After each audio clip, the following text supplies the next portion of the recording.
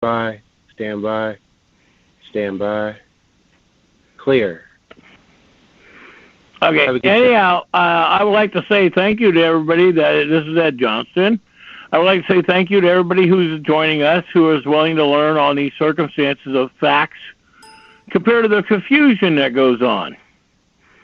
Now, it's disturbing to me because we get these people that are out there complaining, I'm not willing to sign my birth certificate to the state. I'm not willing to sign my registration to the state. I'm not willing to sign Social Security to my child to the state. Okay, folks, you have to realize the major reality here, not convinced of your fantasy you're living with. You have to prove you're lawful or legal. Okay, that is the bottom line. You have to prove it. If you're illegal, you have no standing, technically. If you are lawful, you might have standing. Okay, and the point is, you might have standing, is that you have to file your claim. You have to file your name to prove that you have a right to be on this soil. And everybody goes, oh, I don't have to do this. The Constitution says this. The Constitution says that. Well, first off, me and Dave are not attorneys. We are not lawyers. We've got years of experience and knowledge in this by both sides of us. So by that knowledge that both of us share, and this is the point that everybody has to realize, you have your knowledge, you have your comprehension, you have your standing, or what you believe is your standing. But your standing has to come to know what's lawful or what's legal. Legal under the 14th Amendment is the British government. They were employed by their Constitution of 1871 to protect lawful Americans. When they did the bankruptcy March 9th, 1933, by Executive Order 2040 by FDR, and everybody goes, oh, FDR, and what was that other guy, Churchill from England, convincing you. That's like when you watch British Got Talent and all the TV commercials and all this shit today on the TV, and including Super Bowl commercials. I didn't watch the Super Bowl. I watched the commercials. All based on immigrants and foreigners and the British government. Okay, you have a right to come to this country so long as you do it legally, and our structure by our historical evidence is 50,000 people per year. That means the local residents have to endorse you to be here.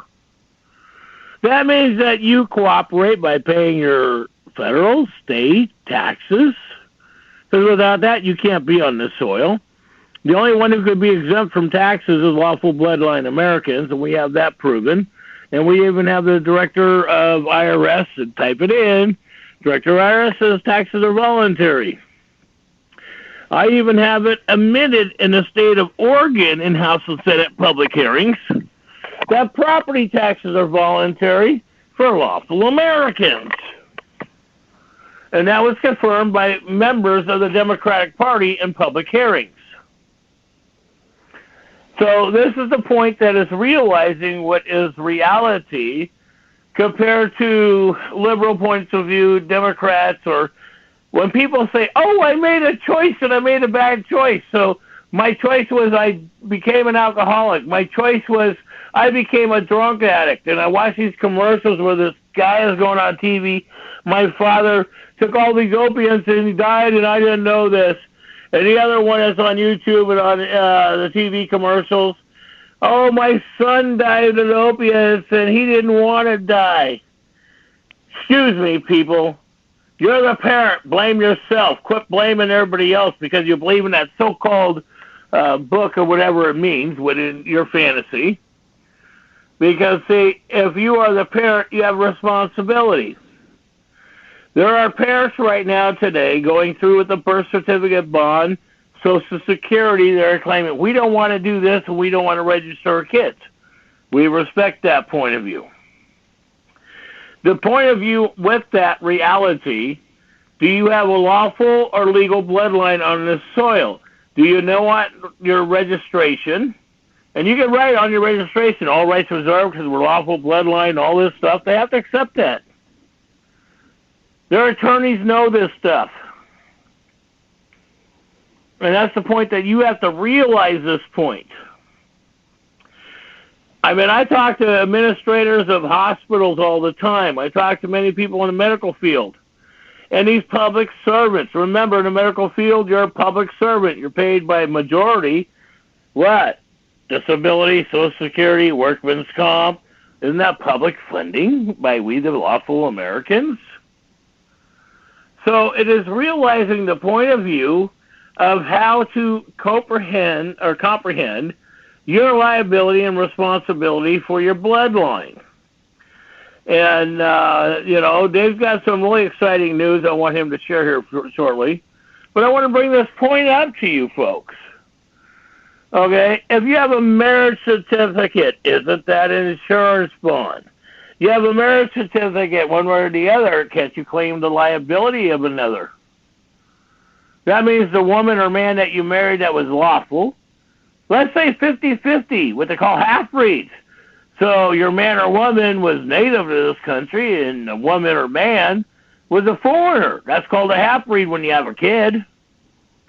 The half-breed is one of those situations where the parents sit there and say, wait a minute, we claim our responsibility to this child, so we file that responsibility. So now you become under the devil's democracy of the system they don't want to tell you. Now that becomes 51 or 52% against the populace, 49 or 48%, because you're claiming your bloodline.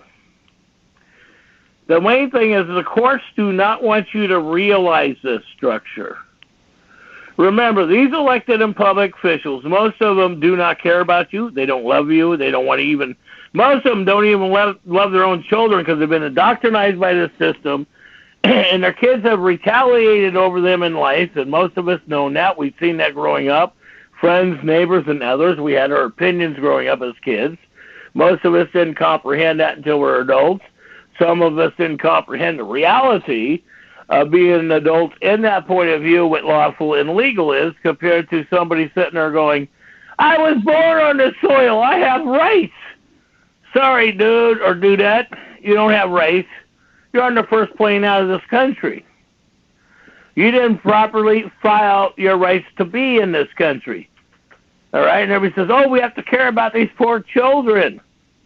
That's the mind control of democracy, or the Pope, Francis. Remember, I did file on the soul, and it is a fact in my filings. Okay? That goes back to the Treaty of 1213 and the Magna Carta of 1215. That was from England. No disrespect to religious believers that says the Bible is my book and my Bible is this. Okay? I respect your point of view, and people say, well, the Bible was introductory by our forefathers that gave us these rights. The Bible was not. And if you think about the one thing I totally 100% agree, and I know it was not God that gave us the 10 Commandments when you think about it, but a wise man did. And let's say that is God or the Great Spirit or Mother Earth. Let's learn how to figure out how that 10 Commandments came. We don't cheat on our spouse. We don't sit there and turn false evidence against our neighbors, families, and friends. We're supposed to be honorable. We're supposed to be respectful of one another. So, and that is the point of the 10 Commandments. I cannot disagree with that, because if you don't have respect and honor in your community, it's a shitty when you're trying to sit there and cover up the path with your neighbors or somebody else in your city. Especially if you cross that path. We have to be realistic. Now, I don't know, I've invited numerous people on tonight. Now, some of them said they'll be later on tonight, too. But the point being is with your birth certificate bond. Look at it. It tells you where the banknote is. Type in your Social Security on the structure of the stock exchange. It tells you where you're born in the structure of that town. It's all there. It's not a joke. It's a reality. I've done it. But see, you have to prove this to yourself. Now, if you're lawful, you have rights, but you cannot sit there, and I get so sick and tired of all these racist comments dealing with, and I mean even to Trump, racism is religion. When Trump says ban of the Muslims, Thomas Jefferson was the first one who put that in place because we had the bloodiest war on this soil in 1801 to 1807. The Marines and the Navy was formed specifically to defend this soil for the invasion of Muslims and their Sharia law. That was in the 18th century, folks. 200 years ago from today, it was done. Technically 210 days. Okay? But remember, when the United States was formed, okay, we already had Christianity, Muslim, Buddhist, and all this stuff in the world. Our forefathers sat down and smoked the peace pipe, if you ever do real history. Benjamin Franklin, Jefferson, grew hemp. Know the point of view compared to the things that you are led to believe compared to the reality you're living. Okay, and everybody says, oh, well, you do drugs and alcohol. Well, okay. If you are a man or woman that don't have correction responsibility of your actions, then maybe you need to go in a program. But some of those who made stupid mistakes have a right to make amends and sit there and we don't have to live this. They admit to their mistakes and we go on from this. You cannot sit there and hold somebody's amendment to you over their head. You have to forgive them, let them go. Because if you want to believe in the so-called religious Bible of King James, remember, I mean, even, what is her name? That is our governor of the state of Oregon, Kate Brown, all right? Kate Brown was born in Spain. They have her listed as an American politician. There's no way in hell she's an American politician. I personally know her. I've dealt with her bills. I've argued with us on her committees, even 2006, when she told me personally that because of the government, elected a public mayor of the city of Toledo and the city of Newport, county commissioners, and 2 district attorneys, and presently the state attorney general, conspired against us to destroy her family because I was educating her kids on reality, not fiction. Well, she never got reality. She didn't care. That's what proves to me about women. That's why I don't, people say, well, Ed, you don't have compassion to women. Yes, I do. I have compassion for honorable women. When you're honorable, you deserve to have, breakfast in bed and whole things by your man. You don't go to a hotel and restaurant for this shit. You have to have honor and respect for your man. So does a man have to have respect to his woman to do that stuff. Then when a woman or man, even men, get this happening, they're going through a guilt complex. What did you do this for me? Instead of appreciating what they did. Think about it. How far have we lost our own reality by commercials, TV, brainwashing by TV set? And let's not forget, they did have the structure in the early years of 1900s to patent mind control. And I posted that up on Facebook walls. That's the actual law. Public law for mind control. So the main focus here, folks, is to realize what the truth is. Now, if you're lawful, you have rights. If you're legal, you have privileges. Now, legal can use citizen federal court decisions in their court cases. Now, lawful have rights. Now, if you are a citizen and you have lawful Americans that respect you and know what you're doing, and you're actually doing something not only for your foreign counterparts per se, your foreign country that you came from, and you're willing to stand up and realize that, hey, if I don't pass my bloodline on this soil, I don't do this, that, and the other thing, I don't survive. Because once you don't have children, folks, let me lay this reality to you. When you don't have children, your bloodline becomes extinct. That means you don't exist. You have no lineage.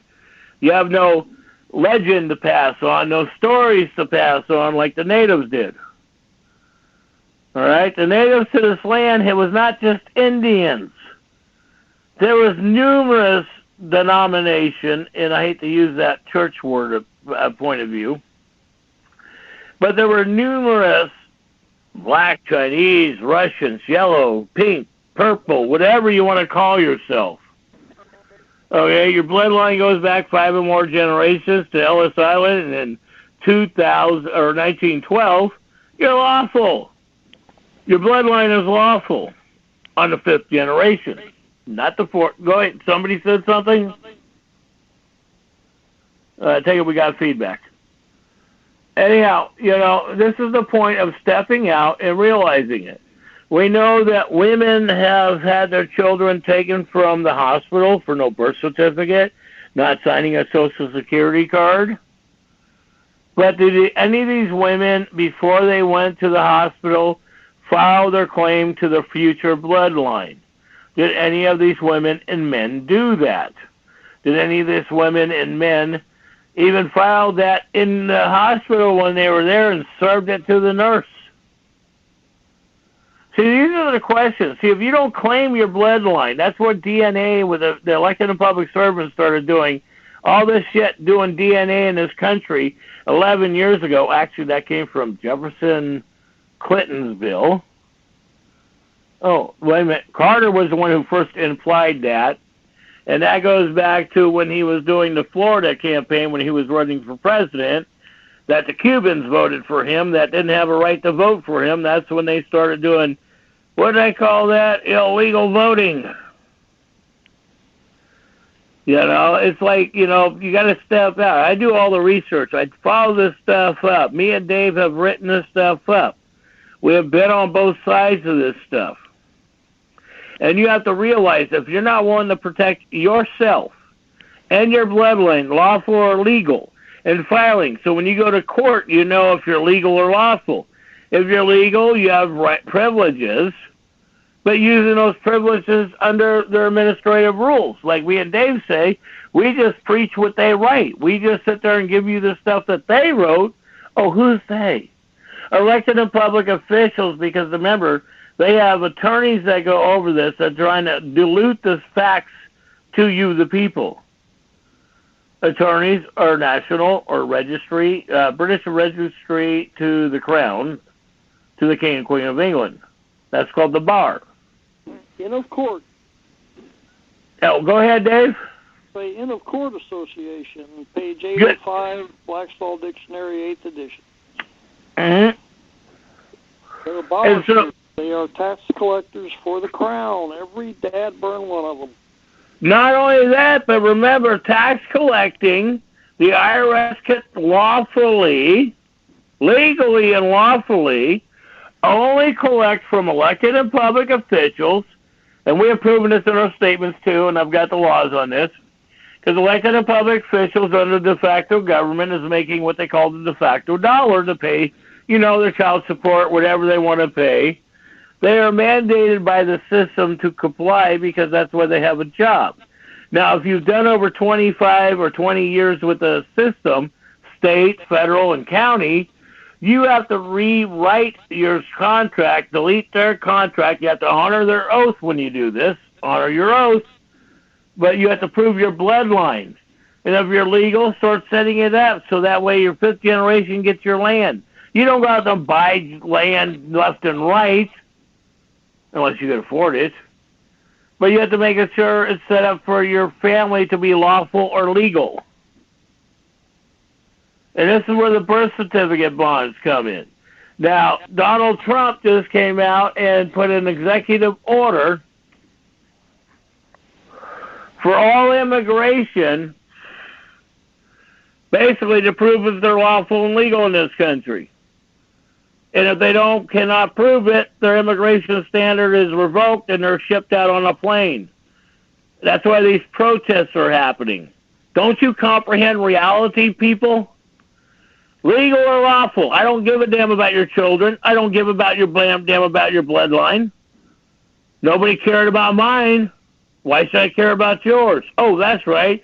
I have a heart, compassion, and I think about this to protect my country Because without a lawful bloodline in this country, we have no future. We get all this invasion with all these religion men and women. I have the right because I'm Baptist, I'm Buddhist, I'm a fart in the wind, and fart in the wind is my religion belief, so I can stand up and say, fart in the wind is my religion. Okay, you can stand there and say fart in the wind is your religion. You can take it to court and say fart in the wind is my religion. But the bottom line, a grand jury is the court, not a judge, has to go through to see if you're lawful or legal on the system of this country, the way our forefathers did it to protect us from foreign invaders. And this goes back to Thomas and Jefferson with Muslims, the first Muslim Act. Read it. Thomas Jefferson. Why the Marines? Why? Oh, the Marines and Navy was formed. Go ahead. I didn't say anything. I was waiting on you. Huh? I was waiting on you to finish up. Oh, okay. Yeah, I'm gonna give it to you here in a minute, Dave. Okay. But see, when it comes down to your birth certificate proves if you're lawful or legal. Your birth certificate, we all know, most of us know, is on a banknote. Prove you're lawful or legal, and people say, well, I have to do this and I have to do that to file this and file that. Yes, do it. Prove it. You know, you can sit there and say, I'm a citizen, I'm a national. Read Executive Order 2040. If you're a citizen or national, or foreign national to this soil, you're claiming you're an enemy to this country and the we the people. It says it right in Executive Order. Oh, 1917, Trading with the Enemy Act. Read it. That's a fact. This is not hearsay. You know, so I don't know if these other people that said they were going to join us tonight did, but we'll see if they actually did with their children's structure. And I want to turn the floor over to Dave, because Dave has some very logical and eye-opening information to you to comprehend when you go into court, to know what court you're going into, to think what you're doing to yourself, what you're doing to your children, and what you're doing to your bloodline. So with that, thank you, Dave, and I pass the floor to you. The floor is yours, my friend. Thank you, Ed. That was quite a speech you just gave. But people need to comprehend the fact that unless they do things in a certain way, at a certain time, in the right format and forms, they'll get nowhere in court. And I appreciate the fact that you explained that so well. Thank you. And this is the point that I want you to, when you get into your point, I want to see if people comprehend, because when you go to court, you have to know what court you're going into, number one. You have to file that court structure. If they tell you it's not a court, you want them to prove one way or the other it's not. The floor is yours, Dave. I'm sorry. Okay. Yeah, that's fine. First of all, I enjoyed my trip to Washington, D.C. And watched. Oh, please! I want you to get into women's part, which you had an eye-opening too that we didn't get in last week. What was that? What you said to me. Now, remember, the women's organization, the women movement on Washington, D.C., was founded and maneuvered by the Muslim women. Yes. All right, but see, Dave had an eye-opening experience, what I preach all the time, about a woman's right, and he had a woman that was from this country, this soil, that opened his eyes to a point of view, because if the woman don't have a right to her body, how could a man claim the right to his? Well, the keynote speaker at this women's march said she had rights. And then she stated she'd only been in this country a year and a half. Mm-hmm. And I'm going, well, I've heard all I want to hear. Mm-hmm. And I just more or less shut her off from that point on. Not only that, she was a Muslim. Yes. So what transpired in Washington, D.C. was quite an event. Speak a little closer to the phone, Dave. we went there originally. Thank you. To attend a public hearing. I think I mentioned this last week. Yeah, but what was the public hearing on? But it was on the water issue out in North Dakota. They're at Standing Rock.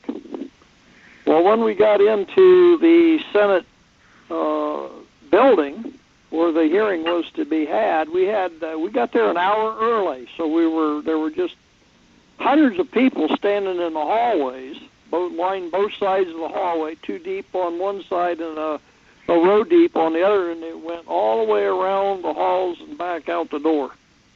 That gives you an idea how many people were there to attend a public hearing. And I went with Joanne Spotted Bear, and she had her full regalia on, and her treaties with her. I want to tell you something about D.C. cops. They're not the smartest individuals because they didn't even know what a treaty was. Serious, they did not know what a treaty was. They didn't know what a constitution was. Now, I've got to give them credit.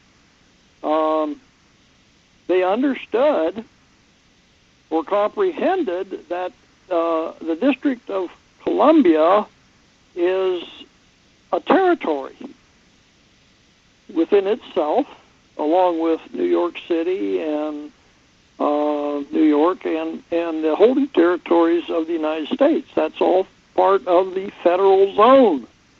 Okay? They have no constitution. So they're not trained to look at it. So how, as my question, the first question that came to my mind after discovering this was, if you don't know the Constitution and you're writing law and statute in violation of the Constitution, you're committing treason against the Constitution. And this one cop just looked at me when I told him that. And it commits treason against we the lawful bloodline people. Go ahead. Yeah. So he and I had a little discussion, but that turned into a fiasco. Joanne got arrested, and you know the story. It's been all over the internet. Well, she got kidnapped and held for ransom by the British government. Yeah. But anyway, when I got back from D.C., I received a letter. First of all, I filed a document into probate court, which is a court of record, by the way. So if any of you want to file paperwork into a court of record, probate court is the one. Because I called and I asked them, is probate court a court of record? Yes, it is. Okay. So, and that goes on your birth certificate. And I took my paperwork in there to reclaim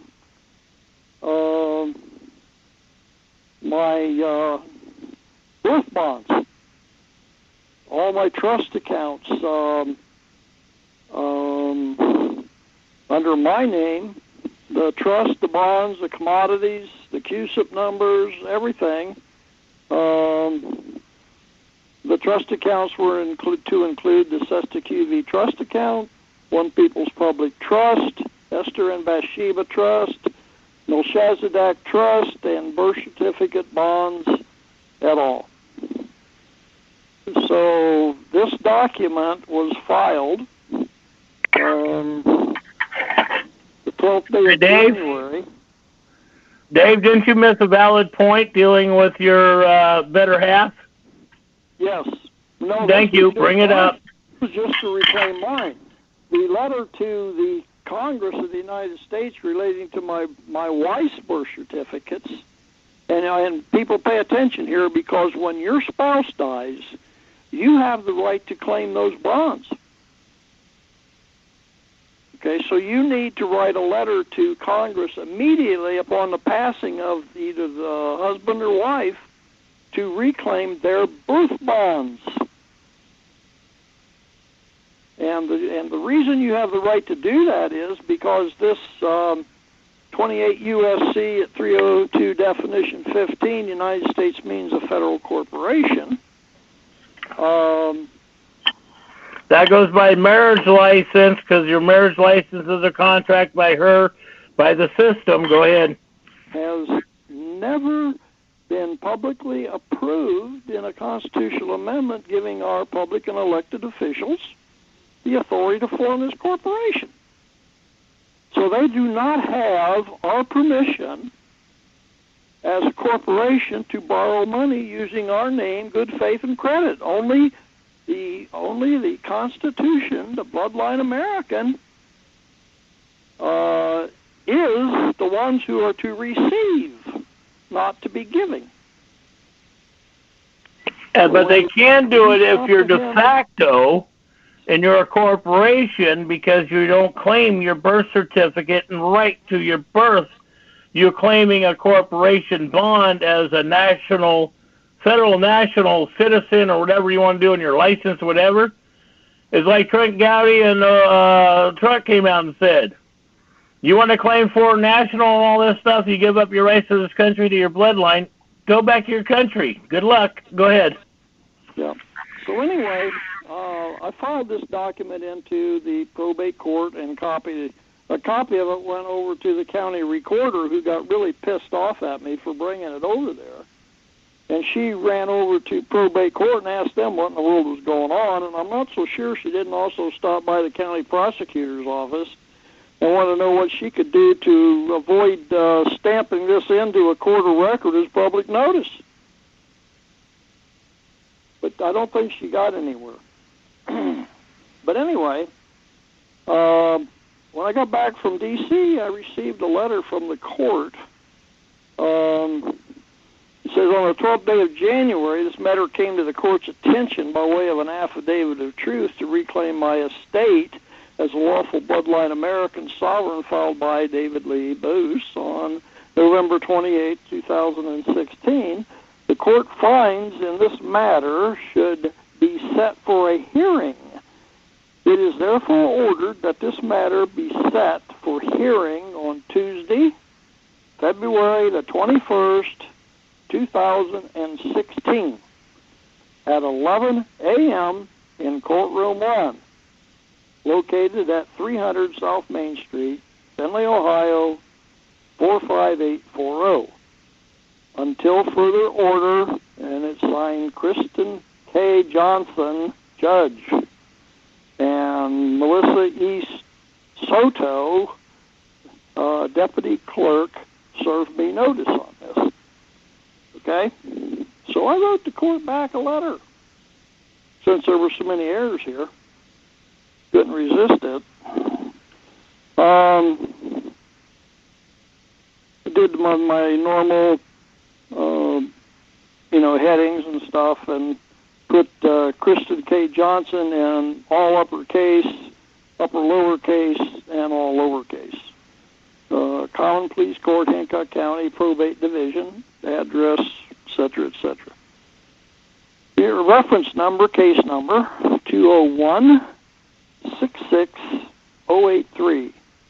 Your Honor, claim. The matter before the court is now the result of an unrebutted affidavit representing truth in commerce, judgment in commerce thereof. The matter was not filed by Davidlee buess, the all-caps name, equal dead entity for affidavit, and fraud by trickery by this court thereof. Remember, you are in the United States, not Great Britain, and you only have 10 days here to rebut an affidavit, yet this court took 50 days to advise me of new contract offer. You do know the difference between lawful and legal, correct? You should also know that by filing this in court of record and with the Hancock County Recorder's Office, it is public notice thereof. You are also advised that by changing my name and entering them on court documents as identity theft and criminal charges of identity theft, honest service fraud, breach of public trust, breach of oath will be issued against you and your clerk, Melissa E. Soto, thereof. By your actions, you are committing bond, commodities, and CUSIP fraud against me. Are you not? May I have a copy of your commodities license, please? Whereas you are in the commodities business, it therefore makes you a bank, not a court. Equal lack of subject matter jurisdiction. Hold on a second, I got to turn the page here.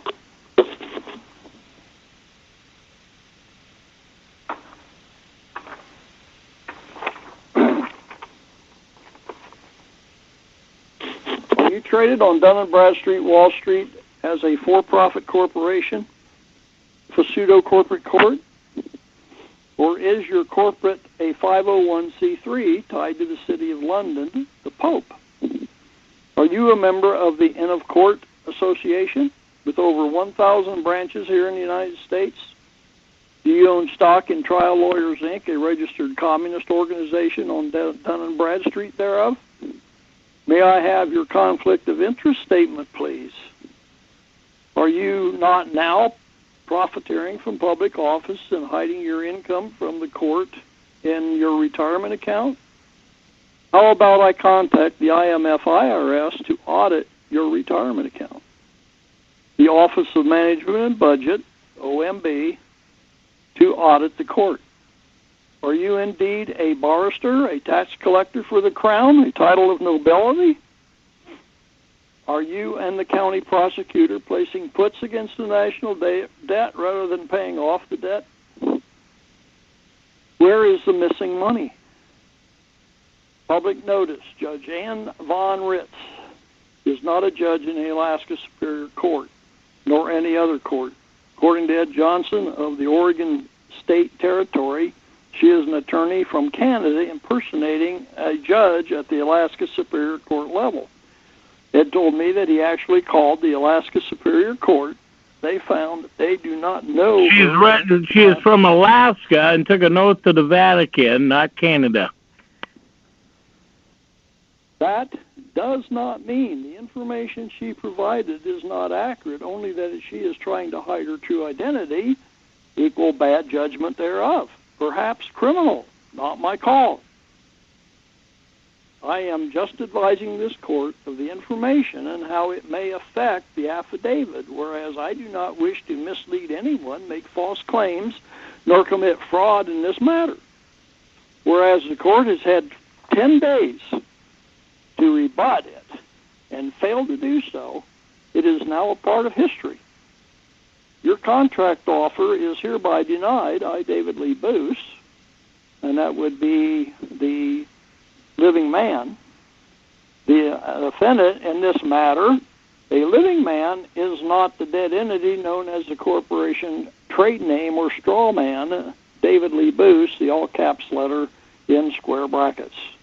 Fraud in the inducement by public elected and appointed corporate employees thereof.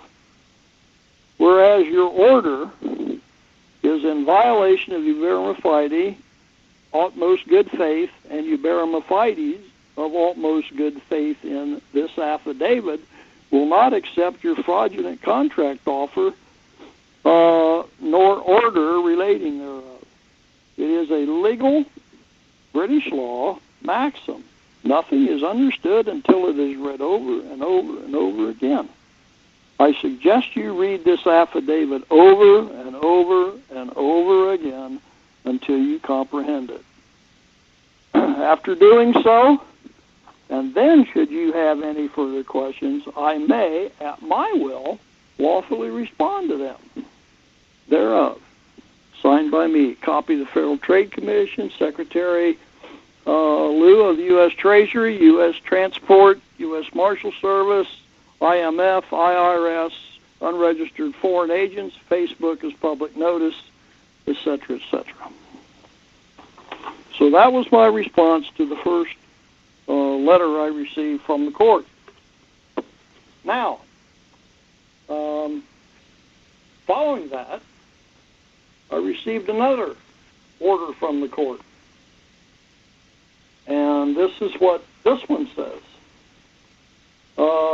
On the 30th day of January, it came to the court's attention that there was an incorrect hearing date in the judgment entry dated January 17, 2017.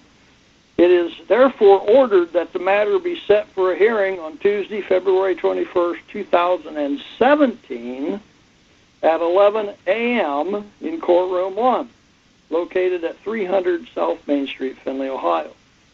And notice of service by Soto, the deputy clerk. So as it stands right now, there will be a public hearing in Courtroom 1 at the main courthouse, Court of Common Pleas, in Findlay, Ohio, 300 South Main Street, Findlay, Ohio, at 11 o'clock a.m., February the 21st, 2017. So any of you people who would like to know about your birth certificates and your bonds and all that stuff, commodities and things that they've done to you since you've been born, this is your opportunity to come and see what's going on. So that is the huge news that Ed and I have for you today. And I might also say that none of my questions relating to the court, the history of the court, or any of that, no conflict of interest statement, none of that was ever received from the court. So now, do we have fraud upon the court? I do believe we do, because that's called honest service fraud. If you're not responding to a plaintiff, okay. I think this court is in deep doo-doo, to say the least. There was a couple of things that also came to my attention when I was in New York. One, the C-SPAN was handing out constitutions, okay, of the United States. Now, I don't know exactly why C-SPAN decided to do this, but there's no copyright thing on this thing at all. It's just a copy of the Constitution, which has omitted paragraph numbering and a lot of other stuff. It's just another gimmick by, I would call them traitors, because they're not actually printing the truth by eliminating certain things. For example, if you go to the U.S. Constitution that is published by Oak Hill Publishing Company, and this has an ISBN number 1-891-743-00-7, Library of Congress card number 99-674. You will find that this not only has the Constitution, it has the Declaration of Independence, the Articles of Confederation, the Supreme Court, U.S. Constitution, Founding Fathers, fascinating facts, just all kind of stuff. This is a great little pocket Constitution that you can carry around with you. It also numbers each paragraph. So if you're in Article 1, Section 1, Section 2, Section 2, 1, and it goes on that way. Each paragraph's numbered. So if you were going to say, look at Article 2.5 in the C-SPAN version, you won't find any numbering of the paragraph. Okay, so, be careful. If you got a C-SPAN copy, if you happen to have gone to Washington and you got this piece of crap, but you want to get a for-real one, and that is through the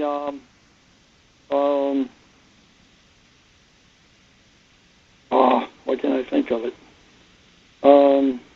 Oak Hill Publishing Company. They have a website if you want to order these, www.constitutionalfacts.com. So I don't know what these little Dickenses cost, but they are well worth the money. I carry this sucker with me all the time, and I've just about wore it out. So I was looking for a new Constitution, pocket version, but when I got this thing and I started looking at it, I'm going, hell, half the information's missing. So anyway, just so you're aware of that.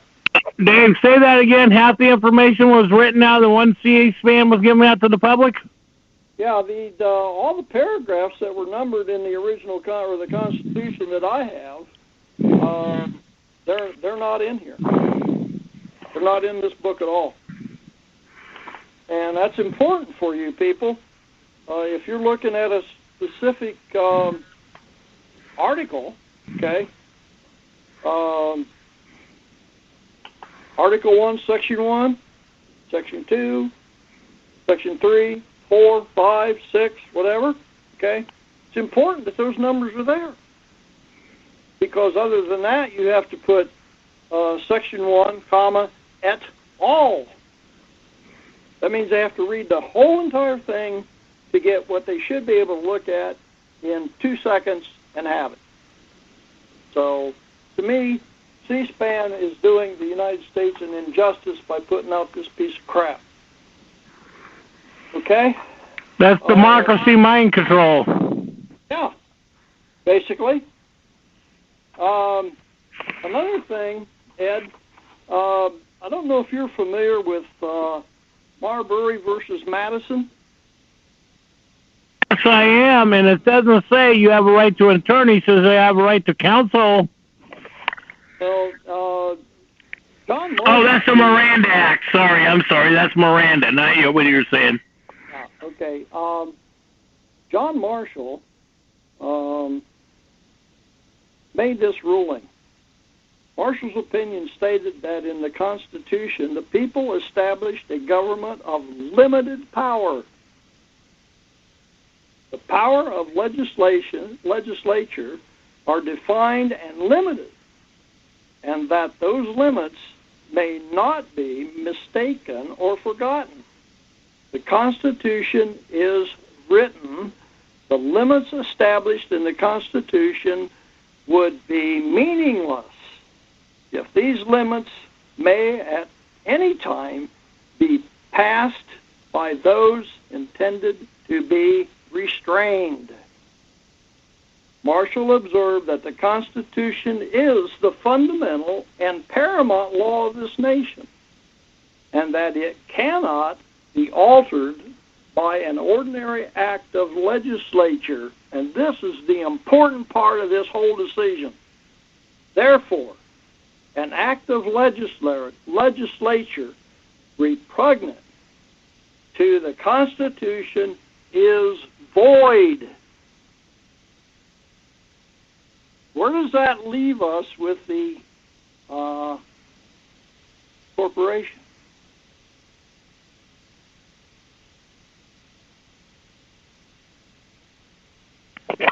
Well, let's not forget Obama is from Africa. He's not from Hawaii. We know this because his birth certificate says that he's an African American, and at the time he was born, it was called Negro. Yeah. Yeah, you don't have any quarrel with me on that one. But people don't comprehend this because they don't know the past and real law. Well, we discussed the birth certificate last week. Mm-hmm. How many people took the time to go in and look at the Hawaii birth certificate? It's all over the internet. I know. And the House and Senate want to bring up charges at him. That's why Judge Scalia was murdered. Right. So, I'm sorry that our paperwork that we sent to Scalia may have got him killed. I really am. That disturbs me. Well, I don't feel that way. I just feel it was an eye-opening, but, Yeah, but I mean... It did say the lawful and legal difference of this soil. Yep. So, This is why I asked this judge, are you practicing the legal system or the lawful system? Valid point that everybody needs to think about. Yes. You cannot have it lawful and legal. It's lawful, period. Constitutional law, period. That's it. Mm-hmm. Because this is a republic, a constitutional form of government, and each state is guaranteed a Republican form of government. There is no democracy here. You want a democracy? Move to England. Good point. And these liberals who don't know what they're talking about need to pack it up and get out. Because as far as I'm concerned, that's treason against the Constitution. You're trying to overthrow the Republican form of government of each state. Mm-hmm. And I've asked Trump for a grand jury investigation into the Democratic Republican parties to see what they are actually doing. Mm-hmm. That's a fact.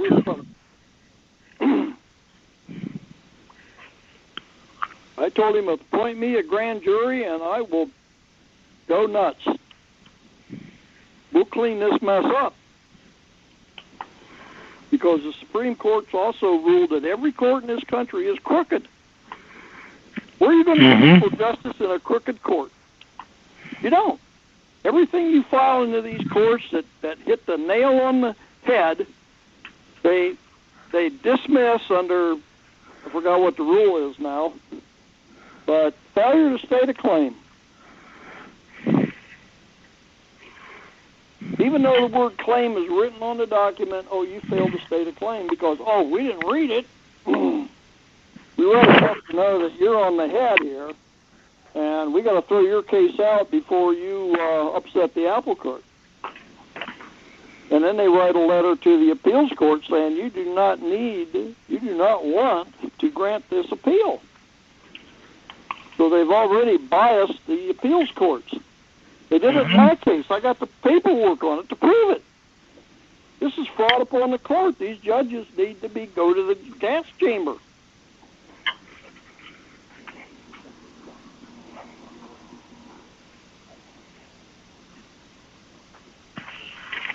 So, like I say, when you do your work, and believe me, Ed and I don't just talk the talk, we walk the walk.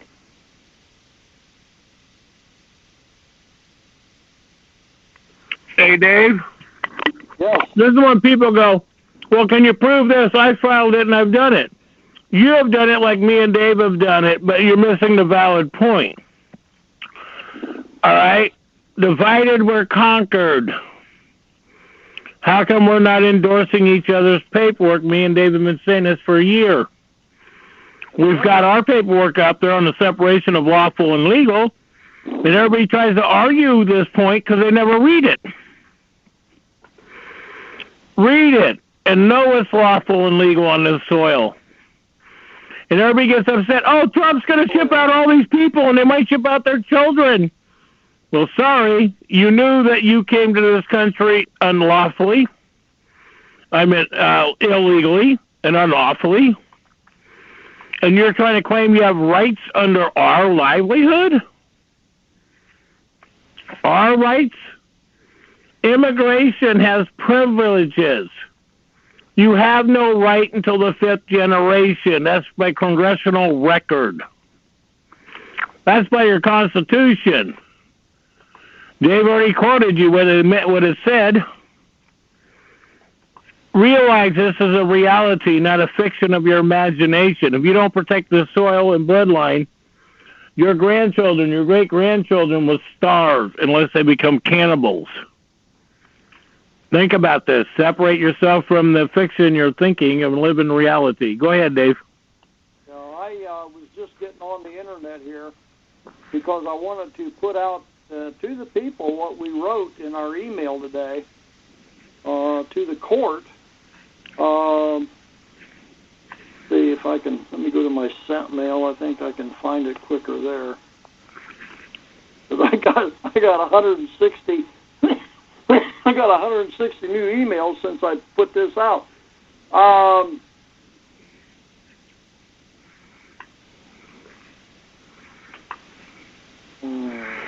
And just so you all know, me and Dave get attacked by Democratic parties, people who are making a living off of your birth certificate, bond. Okay, we get attacked by these people because without your birth certificate, bond, they couldn't make a living off of your structure. Not only that, you need to verify on your birth certificate, bond, is the corporation that you're working for paying you, or is it labor? Or are they writing it off on your birth certificate bond? Go ahead. When I sent this document out, I included Paul Andrews Mitchell, who is a federal witness, worked for the Supreme Court of the United States. And, he's a private attorney general on the internet. Yeah, he wrote me back and questioned the fact that I was going after the corporation. So wait a minute, didn't he say something about they were solvent when they're not? Yeah. Let me get to the top of this thing, because what he wrote me was neither the United States, in parentheses, round bracket, federal government, round bracket, nor the United States of America, all caps, is a corporation in good standing. And when they are not. Law.org, letters, noncorp.html. This is such an old lie that we refuse to discuss it any longer after having discussed it extremely and patiently for years. Then he goes on, P.S., but if you intend on allowing your theories and morph, M-O-R-P-H, into fact, don't let me stop you. Well, the one thing, Dave, I got to say that I'm coming through where I'm getting some emails or messages, we'll put it both ways. People can't get on tonight, and so we have to get the 800 number working. Somehow they're getting blocked in their zip code. Wow. Isn't that amazing? Yeah, I know. I just got this by people that are bringing this point up. There seems to be that tendency to block so people can't get the information. Mm-hmm. If these are law enforcement officers, they're court officers. That's brought up on the court. That's right. It doesn't matter if they're police or not. They get a paycheck, and their paycheck is to honor their oath of servitude of payment. Right. Otherwise, they're not entitled to a job, and if their budget is cut, sorry, too bad, you lose. The retirement funds and all that shit is gone. I don't give a shit what, what is her name? Kate Brown likes to lie to the general public. Remember, Kate Brown is an attorney.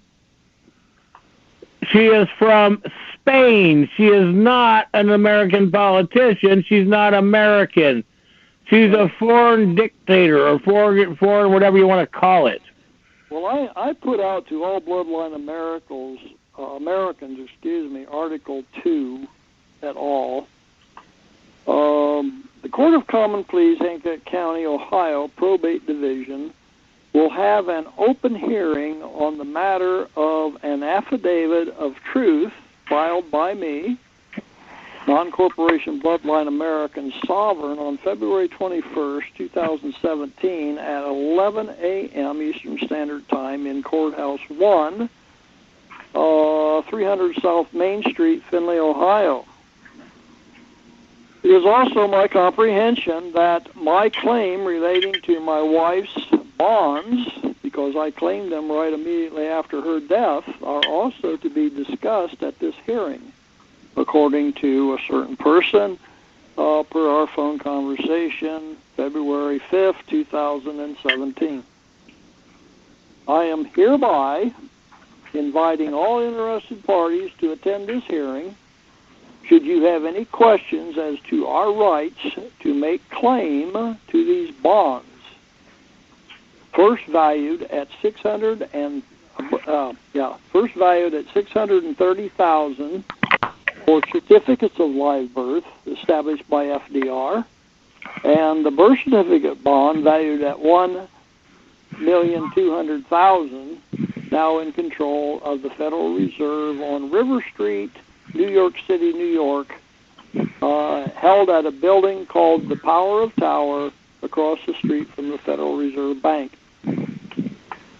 The 28 U.S.C. at 3002 definition 15, United States means a federal corporation, a de facto government, is unconstitutional and was never given the right to borrow money using we the men and women of this nation's financial backing relating to their illegal borrowing money, and the national debt is the money they borrowed, now due and payable to we the men and women of this nation thereof.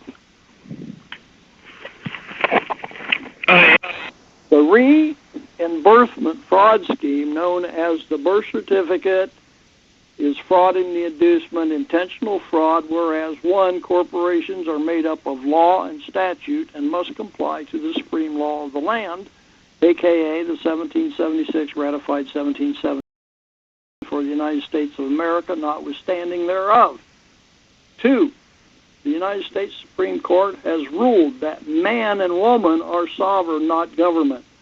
There is no bloodline for the corporation. Black ink on white paper. 3, the Constitution is therefore the administrative rule for the 3 branches of government. Dead entities, remember people, the Constitution made the legislative, executive, and judicial branches and cannot function without an elected, appointed, or hired public servant, a.k.a. our employees. The first branch of government is we the men and women of these union states thereof, the republic. Each state is a republican form of government, Article 4, Section 4 thereof. 4, all laws passed by these union states must be constitutional thereof, and no law can violate a treaty thereof, Article 3, Section 2. For example, the Treaty of Peace and Friendship between the United States and our brothers, the Native American Indian, would be violated by the declaration of war by the United States President and Congress, whereas it places the Native American in harm's way thereof. Whereas I have presented papers to the Congress asking that this nation become, as Switzerland, a neutral nation, only to be ignored as usual. Few people know of the rulings of the United States Supreme Court, having never studied them, and are therefore ignorant in law. Few realize that Congress, by legislation, cannot define income, since they, by legislation, cannot alter the Constitution from which they derive their power to legislate, and within such power to legislate exists. There is no lawful definition of income found in the U.S. Code or the IRS Code. There are some 60 key case rulings of the United States Supreme Court not found in the IRS Code or U.S. Code equals intentional fraud relating to income. Congress and the IMF-IRS unregistered foreign agents have been notified of these rulings only to be ignored. Want proof of tax fraud? See U.S. versus Lloyd R. Long, Federal District Court, Tennessee, case number CR1-93-91. Not guilty on all counts. The 16th Amendment to the Constitution was never lawfully ratified. Look it up and read the case. Defense attorney Larry Beecraft used a series of court rulings to prove his client innocent. File 1040X forms and get your money back. 1 per year, all the way back to when you first started filing, and corporations can go all the way back to 1912 thereof. And that only includes lawful bloodline Americans, not immigration, to be clarified. Got to remember, this is addressed to all bloodline Americans, Ed. I know that, but I just want to clarify those for the people who are listening. Okay, that's fine. Is the federal corporation in compliance with the Constitution? No. A bankrupt corporation has no standing in law nor any sovereignty. Once a government becomes a corporation, it loses its government entity. See document number 10,009, State of Florida, Division of Corporation, July the 25th, 1925. The United States Corporation Company, de facto government. This corporation was sold later after the bankruptcy of 33. Very interesting. The 1933 bankruptcy was a staged event, page 400, Congressional Record House, December 13, 1932. Roosevelt, if memory serves, colluded with the G5 years before coming president, to force the world into the Federal Reserve System. Unregistered foreign agents equals theft of the United States Treasury, big-time frauds. I have not mentioned the criminal aspect of this matter herein related. This should be a very interesting hearing. Be there. Sincerely. So I not only take the initiative, and this copy of this went to several of my friends, my relatives, and probate court.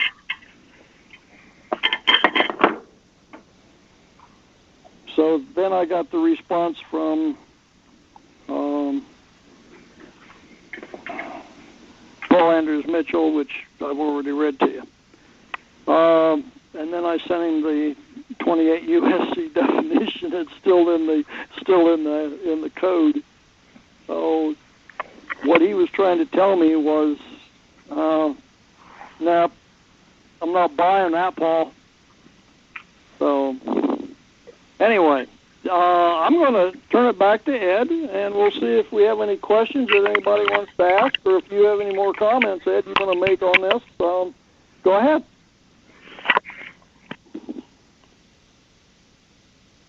You there? Hello? Ed?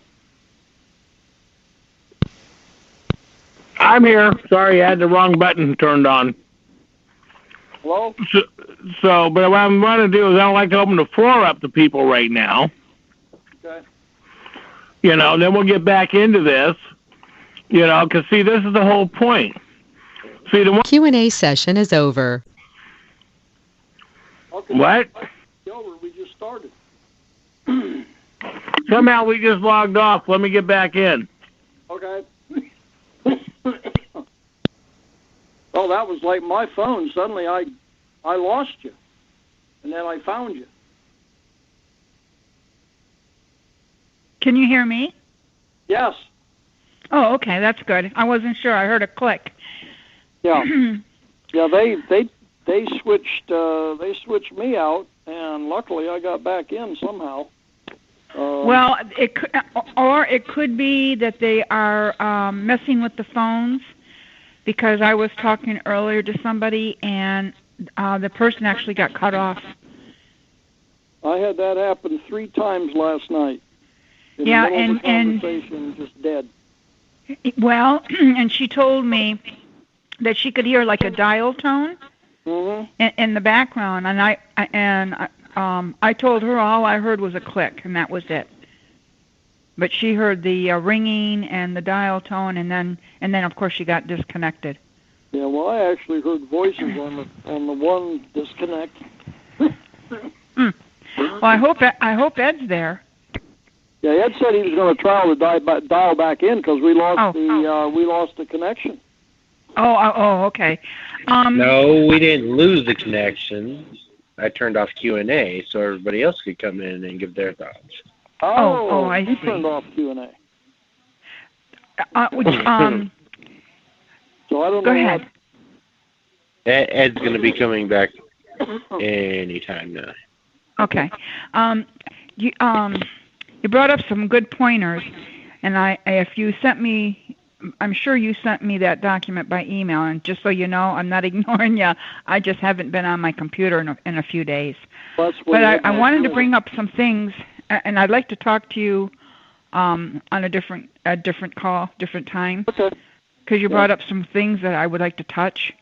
But when you go to court, I hope that you're asking for a video recording.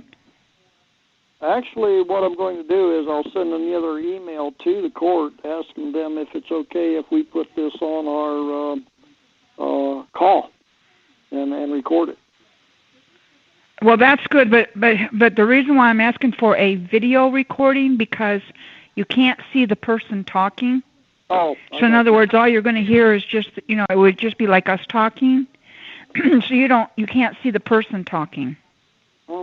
I would highly recommend you do a video recording, because that way you can actually see who's talking. Okay. Because they play games with names and who's talking, and in other words, it could be somebody else. When you go to court, you want to make sure that when you address the court, you're there on notice. You're not there as a defendant or a plaintiff. You're there on notice, and it's in reference to the trust, and you're there on notice. I was talking to somebody who went to court in reference to fighting for his home on a foreclosure claim, and he won because he went in and he kept telling the judge, "I'm here as on notice." And the judge says, "Well, what do you mean you're here on notice?" And he says, "Well, I don't see anybody here to cross-examine as to my witnesses, so I'm here on notice." Which would, when you think about it, he's correct. Just like you're there on notice. Now, in reference to the judges, I'm there on an order. Well, that's correct. You're there on an order, but that's a notice. It's an order, but you're there. But it's still a notice. When you, in reference to judges, because I'm going back on some of my questions.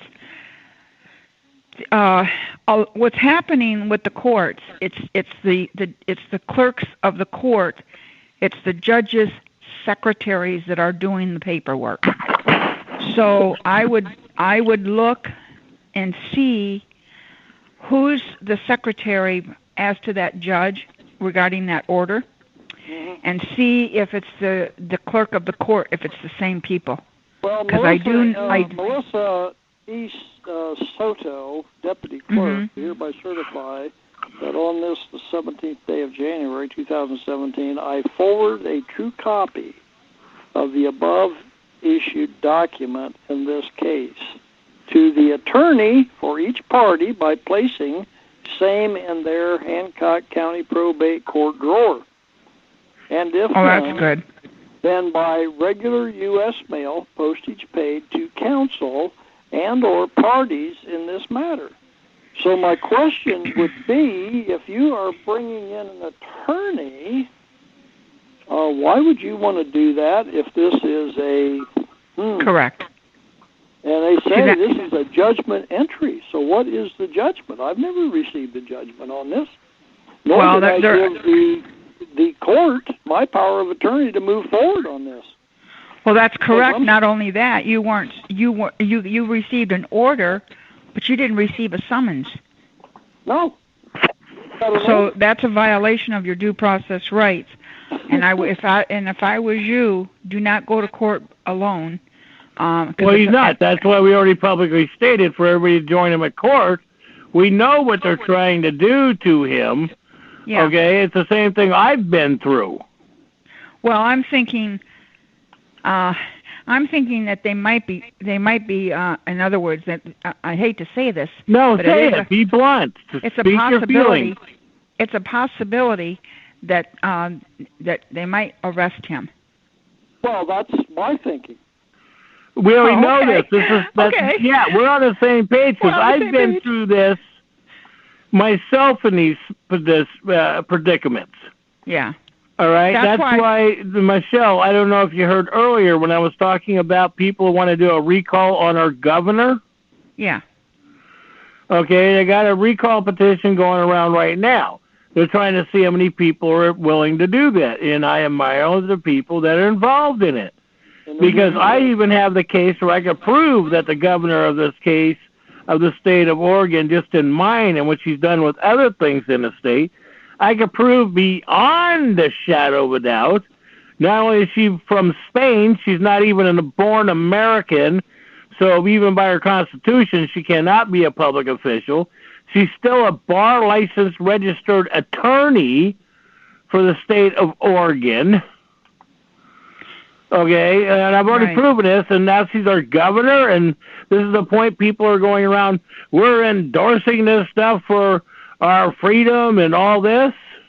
I got an idea.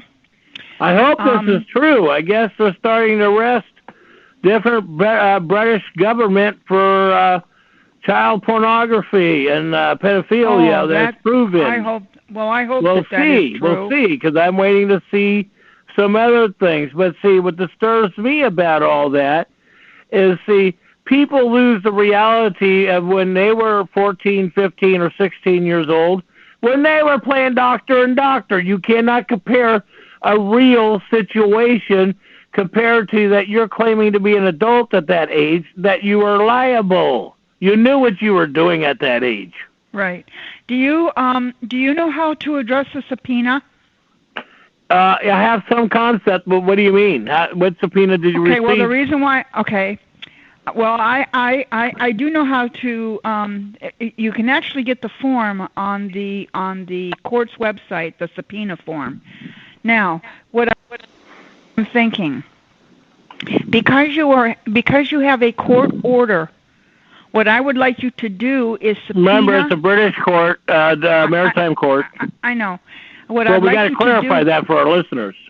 Oh, I'm sorry. What I'd like you to do is subpoena a request, subpoena a copy of the summons, since you did not receive a summons. In other words, think about some things here that we could do. Well, not only that, you didn't receive a Supreme Court summons. Right. You received a court that's sitting there telling you how to live. Right. So because you have a court order, see, that gives you a right to now address a subpoena.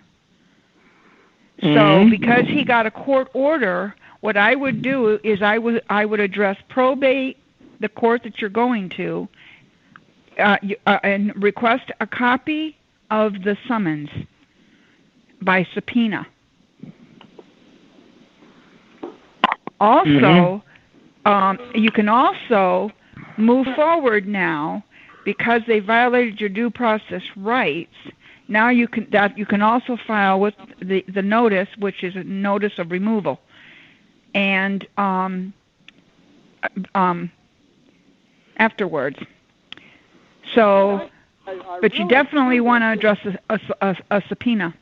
I do want to, because I want people in America to comprehend the fact that we, the people, are the government. Number one, these are our employees. This court has no say over me.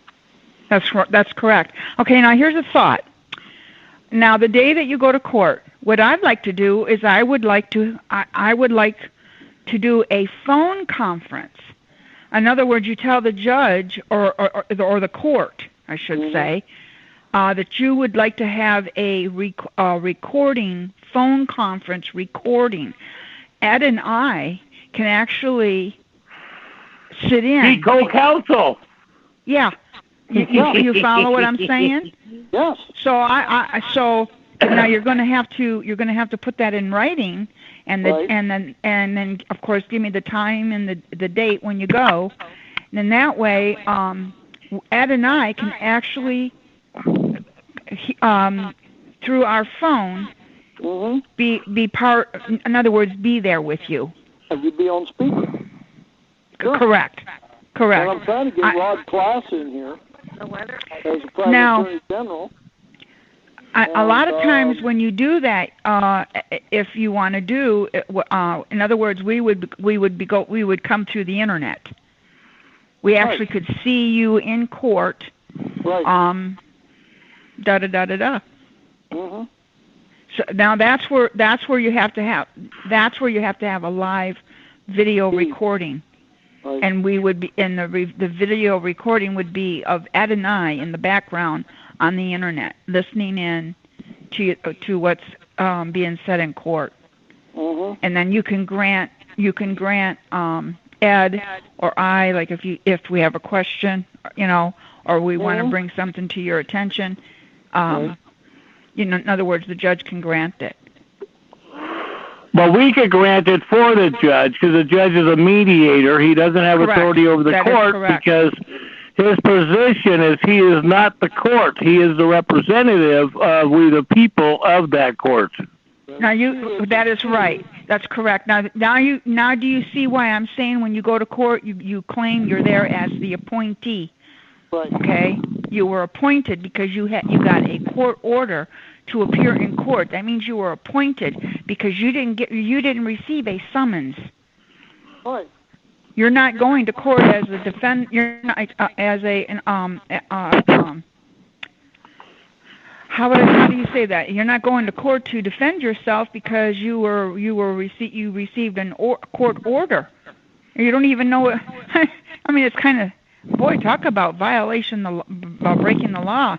I mean, that's definitely that is brought upon the court. Hey, where was my power of attorney to give you permission to move forward in the first place?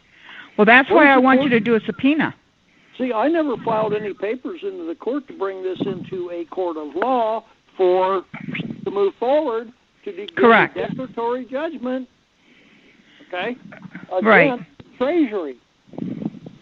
Well, and I'll tell you, if you see, that's why I'm trying to make a public record through the court by their own actions, by their own mistakes. So that's why I want you to do a subpoena. Okay. So I'll help you out with the subpoena. Let me see what I can get because I've been there before. So I'll see if I can find the subpoena and I'll forward it over to you. Okay. Do you want me to put in an entry of appearance for you too? Yeah, if you don't mind. I mean, I would definitely like to be part of it. Absolutely. Okay.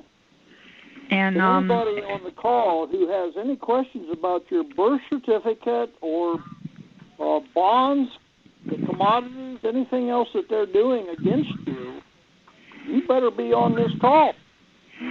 Well, that was the one thing, Dave. I invited a couple women that were going through this issue, and see, what determines me is that they're whining and crying because their kids were taken because they refused to sign the Social Security or the birth certificate.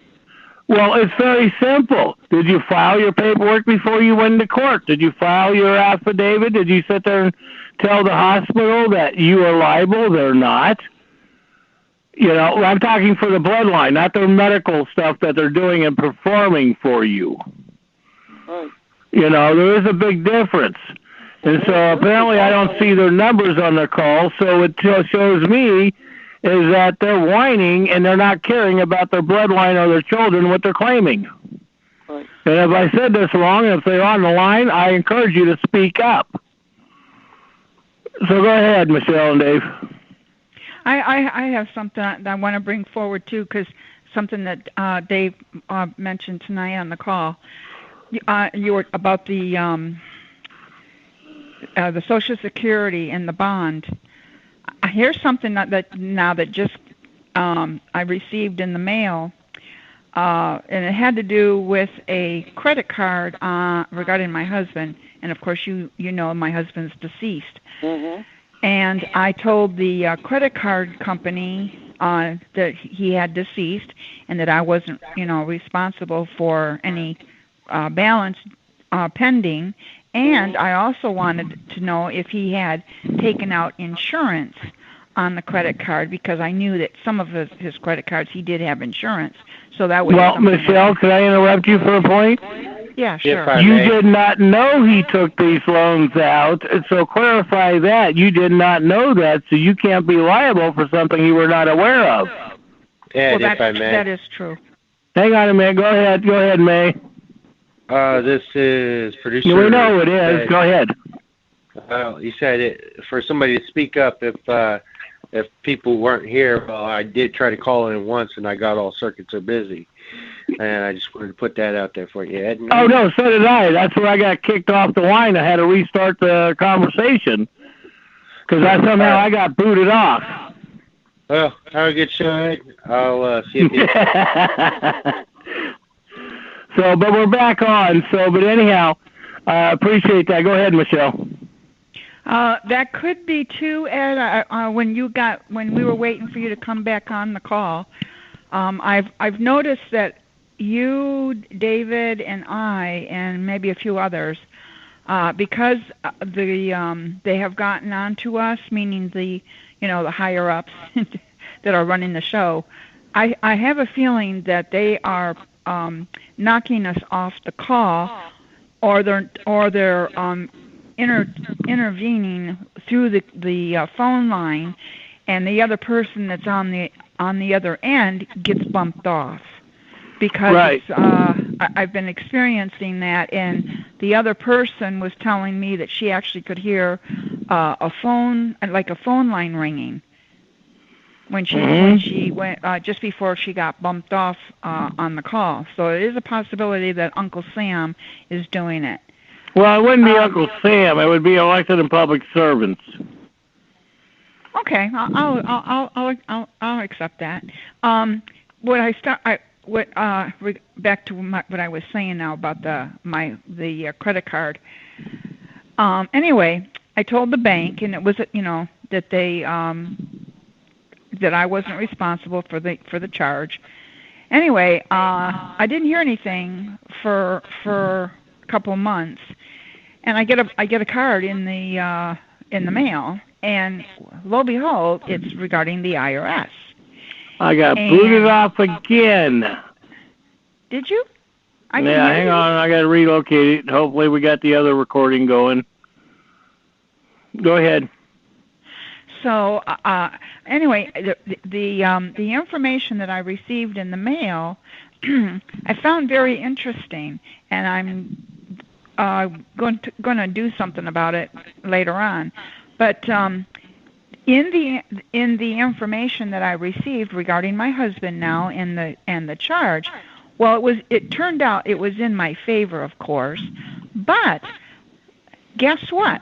They addressed my husband as a corporation, and they gave an ID, the ID number, business number, under my husband's name, and the bank was claiming a waiver on the charge that was pending regarding the charge card. Now, what they did was notified me that they were notifying the IRS and that they were doing a waiver on the pending money that was owed on the charge card. So, ain't that amazing? Here's the thing for you, Michelle. Write the bank back and state that the IRS ruled unconstitutional for the United States in U.S. versus Constantine in 1935. The IRS have no jurisdiction within the Union States. Well, I'll have to go back and reread the information they sent me. I don't think they. Well, that's a good point, what you just brought up. Because, all right, let me clarify this. So, are you telling me because the bank notified the IRS that they were doing a waiver, that went through the court system? Is that what you're saying? They did that. It's U.S. versus Constantine 296, U.S. 287, 1935. And they were ruled by the Supreme Court unconstitutional because they only used the IRS to go after Al Capone. And when Prohibition had got repealed, then they then they declared the IRS unconstitutional. But you have to remember one thing. The only reason why they got Capone is because he signed a tax structure. If he never signed it, they could have never gone after him. What if the two of you, meaning David and Ed and I, well, you know what I'd like to do? Let's put an affidavit together. Let's put our three names on the document. Okay. And what I'd like to do is I would like to notify Channel 2 News, because Channel 2 seems to take these actions or whatever, or address them. What I'd like to do is I would like to do up a document, and your outline that you were going through from 1 through whatever was perfect. What I'd like to do is do up a little document with those sightings that you just read off. Mm-hmm. And what I'd like to do is send that to the news media and see if they'll take it and run with it regarding, because you brought up a very good point, because that falls under Title 18, 1001, and that has to do with the Constitution. I'm talking about when you were talking about the C-SPAN handing out flyers. Now, that is misleading evidence and misleading statements pertaining to the Constitution. That's right. I would like to do a document. The three of us do a document up, just the three of us, Okay. and submit it and see if we can get a news channel to accept it. Okay. Would you like to do that? All for anything that helps us out. Mm-hmm. I think if the three of us come together and we put our names on it, it speaks louder than just one of us doing it. And then There are more witnesses. Right. You got 3 witnesses to a fact. Yeah, and we're all agreeing on the same thing. Mm-hmm. So I would definitely, and the point would be, is why is C-SPAN fabricating the Constitution and not putting all the facts pertaining to the Constitution in the flyers that they were handing out regarding the Constitution? The preamble to the Constitution in their document. Correct. And that's what we would go on.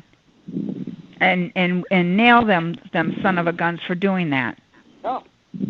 Because you know as well as I know that the C-SPAN, that those that are in charge of C-SPAN are governors and state senators and judges that are behind C-SPAN. Well, they've got in here dates to remember, which is due, ratification dates. Remember? Well, you hit it right on the nail. There's a go ahead. Thing there that Boy, we got one feedback. I'm trying to figure it out, and I've muted everybody, and I still can't figure it out. Go ahead. That's our big bosses listening in, trying to figure out what we're doing. Yeah, that could be. It's not our big bosses, it's our elected and public servants. Well, I was being a smart butt on All right, I'll give you that. They think, those that act above the law, Big bosses, we don't have equal justice under the law here. Oh, something that a question too, as to what you talked about in your when you were reading your letter, mm-hmm. regarding the attorney, mm-hmm. regarding when you were talking about where we stand as we the people compared to the corporation. Mm-hmm.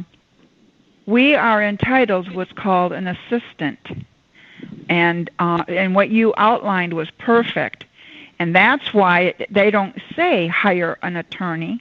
They say get an assistant.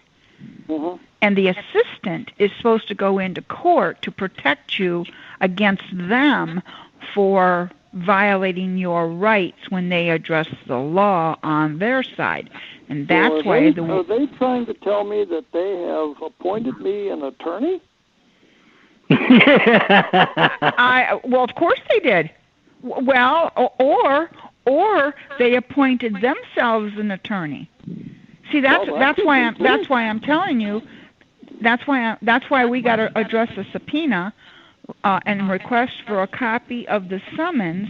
Because remember, this is your proof now. Regarding the fraud upon the court. So we want a subpoena for a copy of this summons. Your due process rights were violated upon. You were not properly served. So that's 2 violations right there. Yeah. And so we want to subpoena a copy of that. And that's a good point, which you brought up about the attorney. Their affidavit. Oh, yeah, the affidavit.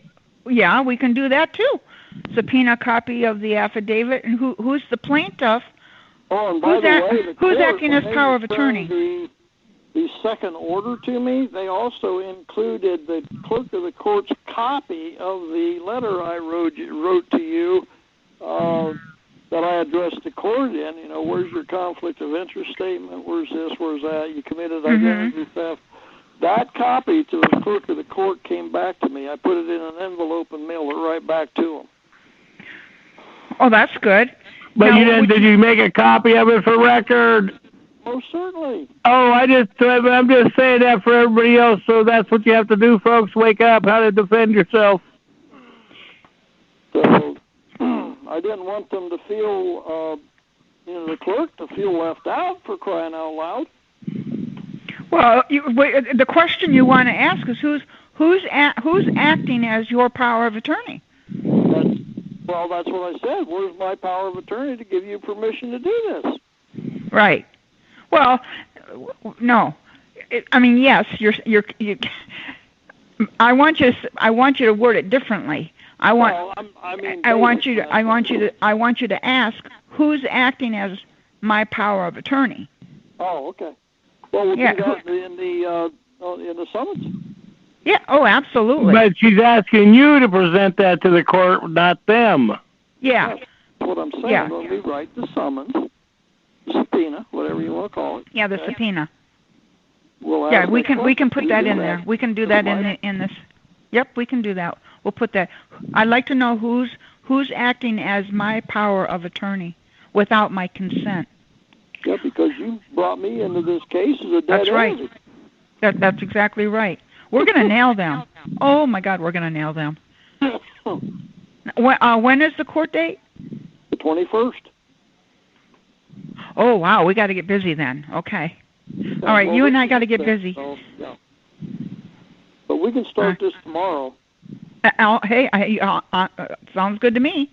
Now, what I'll do is I'll get the tomorrow.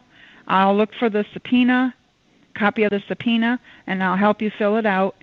And it's real easy. It's pretty simple.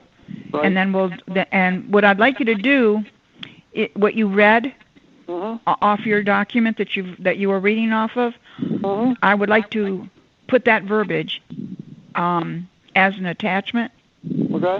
When we address the part where we talk about who's acting as my power of attorney, as without my consent, and then what was the other thing I brought to your attention? What is fraud upon the court? Oh yeah, absolutely. When you could say it like this. I believe that this is fraud upon the court. I mean, we could come out and just say it right, just like that. I believe that this is fraud upon the court. And that goes in line with the document that I'm editing for Ed right now, where he brings this out in this document, which I have added a bunch of stuff to this, Ed. Well, that's why I am getting a lot of echo. I think. I know. I'm trying to figure it out because all of a sudden it came back that deep. We're being listening in. They're listening in when a phone. Yeah, I'm just walking some people out. Don't take it personally right now. I'm just trying to find out where the echo's coming in. So go ahead. Yeah, if you're not directly involved in this conversation, mute yourself out on your own phone. And we'll get to your conversations and we'll get to your questions here, but we want to make sure that you folks are comprehending the real truth compared to what you're thinking in your own mind. Because all of us have been to court, all of us have been doing this, so we're living reality, not fiction. The echo went away. What is happening here? The judge is acting as the prosecution. You're absolutely correct. And now do you comprehend why I'm saying when you address the court, you are there as you were appointed. In other words, when you address the court, you're addressing the court as you being appointed. Yeah, because they brought me in under the. That's correct. And you're going to use the word, I'm here as an appointee, right. in reference to the trust. Right. Okay, because that's the trust. That is correct. That's correct. Well, but now what you do, I mean, I know you comprehend why the judge is going to, play that role, because she's trying to flip it. She wants you to be the trust. In other words, she wants you to be the trustee, the liable party. Correct. So that way she can claim off your bond. Mm-hmm. Yeah. Okay. Well, she's running a bond CUSIP and commodities fraud scheme. Mm-hmm. Right, and that's why she wants. A letter to her originally. Correct, and that's why she wants to claim your name. Yeah. They're downloading stuff on my computer like crazy. Well, let's pull the plug on them. I do know that one. Oh, you mean scam thing? Yeah, they're scamming it. Wow. Yeah, I'm. The light starts blinking. I get really nervous now, because after what my son was telling me about what they can do with our computers, and it's so easy for them to do it. And what they do is they attach something to one of their documents, goes onto your computer, and it cleans out your hard drive. Mm-hmm. And you don't know it. It's like, in other words, it doesn't activate until after so many hours. Yeah, well, this is why when I write a document, I print it right away. Yes, I do the same thing. That's why I have 3 feet of documents on my desk, and 14 boxes, and let's see, 1, 2, 3 file drawers plus 2, 3. There's 2 compartments all full of records. Plus, I got stuff stacked on top of that. I have some information too that I'll run by you on you guys later. That I think that we can also, something that we can do. What I would like to do is address a document, instrument, not document, an instrument to Donald Trump, but how. And put on there that only he can open the envelope. Mm-hmm. I'd like to somehow see if we can get something to Trump. Mm-hmm. Did you hear that ring? Yes. Yeah, no, I heard that. That's interesting, because I have most everybody else muted. Hey Ed, can you hear me? Yeah, go ahead. This is Mike. I called in and it didn't even ring. It just went to your show, and I didn't even have to hit the access number this time. Hey, Mike, it's good hearing from you. Sorry it took you a while. I've been trying to call in since 6 o'clock, like I told you, but I've just been getting the busy signal till now. And you're apparently not the only one I've heard this from.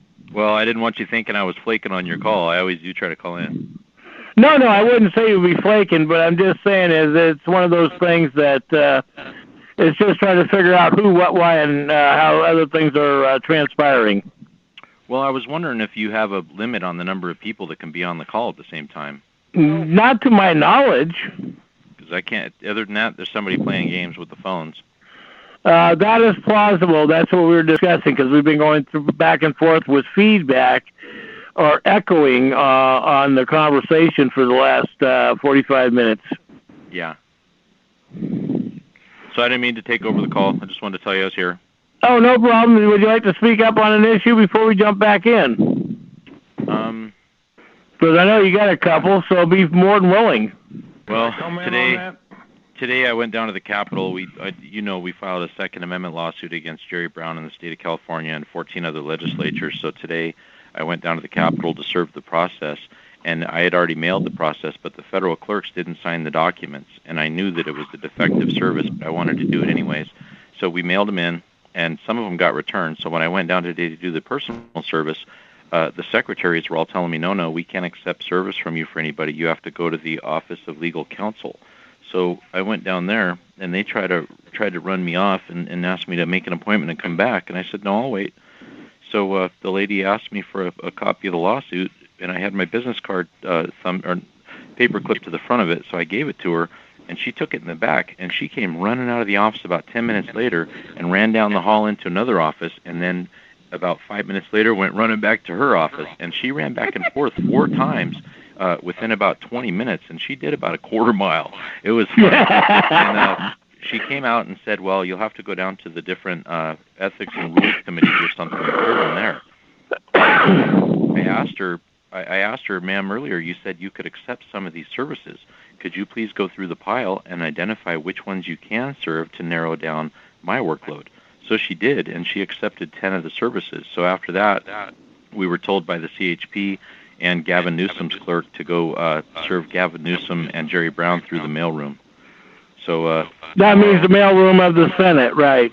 Yeah. So Wednesday, I've got a guy that's going down to San Francisco to serve Frankenstein, and then I just have to. I love the way you said that. Diane Frankenstein. That's. I know. I've noticed since I was about 9 years old. Back in 1991, in Nevada County, Diane Feinstein sponsored the first step of Agenda 21, and it was to outlaw all forms of surface mining in Nevada and Placer counties. So I was involved with Proposition No on Q, and we defeated the measure. But ever since then, we've always called her Frankenstein because that was the first lawsuit her name came up that I was involved in. Gotcha. So that's Good all I work, got. Mike. Oh, my Thanks. God, that's awesome. Yeah, I've been a busy bee. Yeah, that's awesome. I called the clerk of the court today, and I said, exactly what are we doing at this hearing? He said, well, you need to bring with you whatever it takes to prove your case. I said, excuse me, it's got an affidavit. It's already proven. Good for you. You know what they're doing? I'm going to tell you right now. I know what they're doing. They're trying to set you up, but see, we're not going to fall for it. I know what they're doing. They're going to do to you just like they did me. But because we are, in other words, we know what they're going to try to do, and as long as you don't play their game, they ain't going to win. Right. Mm-hmm. Like Ed said, they ask you a question, you ask them a question, and answer. Mm-hmm. Mm-hmm. That's right. Always ask for business cards. Huh? What was that, Mike? Always ask for business cards when you're dealing with public servants. Oh, that's true too. Good point. And if they don't have one, point. if they don't have one, ask them to write their name and or employee number down on the back of whoever's card they work for. Mm-hmm. Good point. Make sure you take note on that. Today, that's a good point. Today in the it's the Office of Legislative Counsel. Her name is Kara L. Jenkins. She's the Deputy Legislative Counsel. When I asked her for her business card, she didn't want to give it to me at first, but then she did, and I asked her, could you please write your employee number on there? And she said, I don't have one. Well, you want to know something? They have to have one for their paycheck. Oh, I know she's got one. Oh, that one. Oh, yeah, absolutely, yeah.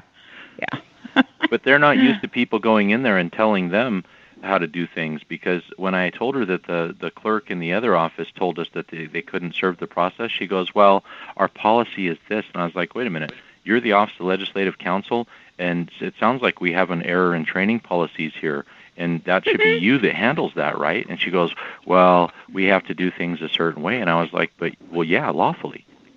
And that was when she started doing all her little running around chicken dance. You scared her when you said that word, man. As soon as you said lawfully, she goes, uh-oh. Yes, it was interesting. Oh, that is awesome. So when we left, I took this old guy, Chuck Franks, with me. He's a 74-year-old former Marine. I asked him as we were leaving, "Do you think I made any friends today, Chuck?" And he goes, "Oh no." And then we both had a good laugh about it. That's crazy. You know, I think what we should start doing when we're addressing the courts and stuff is like try to, I guess, use our phones and try to record as much as we can. Put the voice with the picture of the person. Mm-hmm. Or person. What was that? Man or woman? Yes. Person is inanimate what? Well, when I said person, I was referring to the I know what you're saying, but I'm just clarifying that. Yeah, okay. Because we want the liability to be on their shoulder. Yeah, we don't want them to come up with a legal out. Yeah. Because they definitely will play tricks. You know, you think you're talking to the person or the man or woman. And it's really not who you think you're talking to. Right. Now I'm fixing to do another affidavit and give notice in an affidavit about the criminal aspect on the charge that they said that they were going to go forward on. So that's my next move. Mm-hmm. With the detective, or detectives, I should say. Mm-hmm. Has he actually come around to your way of thinking? Well, I'll tell you what. I think so, because when I spoke to him the second time around after I put him on his toes, his questions, in other words, he was asking me questions, and the questions he was asking me, what do you think about the loan that the bank was addressing, meaning the loan that didn't belong to me, and I had told him that I spoke to more than one woman regarding that claim, and they all were saying the same thing. So, meaning it's true. Mm-hmm. From the bank. The question he asked me was, do you think that the loan that didn't belong to you, regarding the other party, if they were in bankruptcy or if they were in default on their mortgage? And I told him that I don't think so, because the question that I asked the bank is, if somebody is in delinquent or in foreclosure, would you know? And the reply I got from the bank was, oh yes, absolutely, we would know. And that was not the reply that I got back as to the loan itself, but when I was questioning about, the loan pertaining to the other party. So the reaction I got from the bank was it was a legit loan, and that it had good standing. In other words, it was not in bankruptcy or in foreclosure. Mm-hmm. But they were claiming it under foreclosure with me.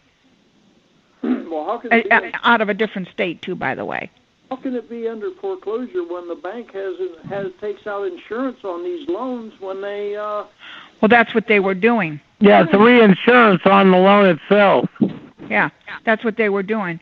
That's why when the detective, see, here's the funny thing. I mean, think about this. Now, keep in mind, these are detectives I'm talking to, right? Right. And he tells me, well, I went through all those loans that you brought forth, and they're all satisfied. So when he said that, I'm sitting there, and I'm just kind of like chickling, inside, like, oh, thank you so much for saying that, because that's what I was claiming, right, when I went to court. They were all satisfied, which is true, they were. So when he said that, my response back to him was, okay, I got a question for you, because you just verified what I just verified. So I'd like to know where the damage is. Because after all, when you sue somebody, you have to have damage. Where's the damage? And he goes, you're right. Where is the damage? Oh. So I spoke up and I said, well, you know what that falls under? That falls under insurance fraud and identity theft. Bingo. And are you guys aware that identity theft falls under the Internal Revenue Service? That's right. So how can a non-government entity, ruled unconstitutional, have anything to do with identity theft of a bloodline American? And that is treason upon the United States. Right. And you want to know what else is scary about this? Because you were talking about, things are coming to me because of what you were talking about in your speech. Now I can tell you when we got that echo back again. They're listening. I got to go back to the screen and try to figure it out again. When they here's what they do now I'm talking about the courts, the clerks of the court and the courts themselves. What they do, because remember, just like you said there, it's a federal, a lot of it is a federal agency. So what they do is they use certain websites. Now, I know when I was doing my research, I know what websites they use. And they use certain websites, meaning the IRS, the tax collector, the banks. They all use certain websites. And those websites are their personal emails that's how they communicate back and forth to each other. So, right. And that's where the clerk of the court now, those that are fighting foreclosure, for instance, what the clerk of the court does is she sends an email to the tax collector's website, their email. And you can look it up. You can actually look this stuff up and you'll find it. And now where you'll find the emails and their addresses and names, the whole 9 yards, believe it or not, is through the property appraisals, not property appraisals. The, hang on a second, I lost my thought. Da-da-da. It'll come to me in a second. I forgot what I was going to say on the website. Oh. Who does No it? problem. Hey, Dave, do you got 2 lines open? Did we lose him? Dave, you there? Hold on.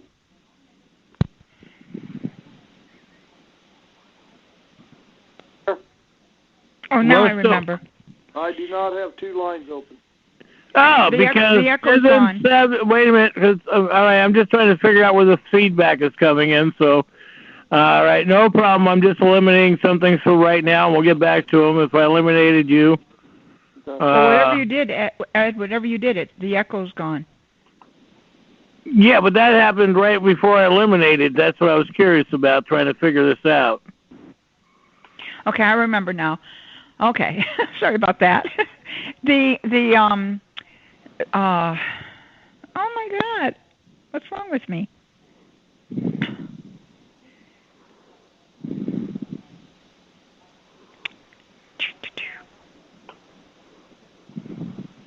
I lost my thought. Okay, well, they pick up until she has a brain memory. Yep. Oh, poop. No, you there, Dave? I remember now.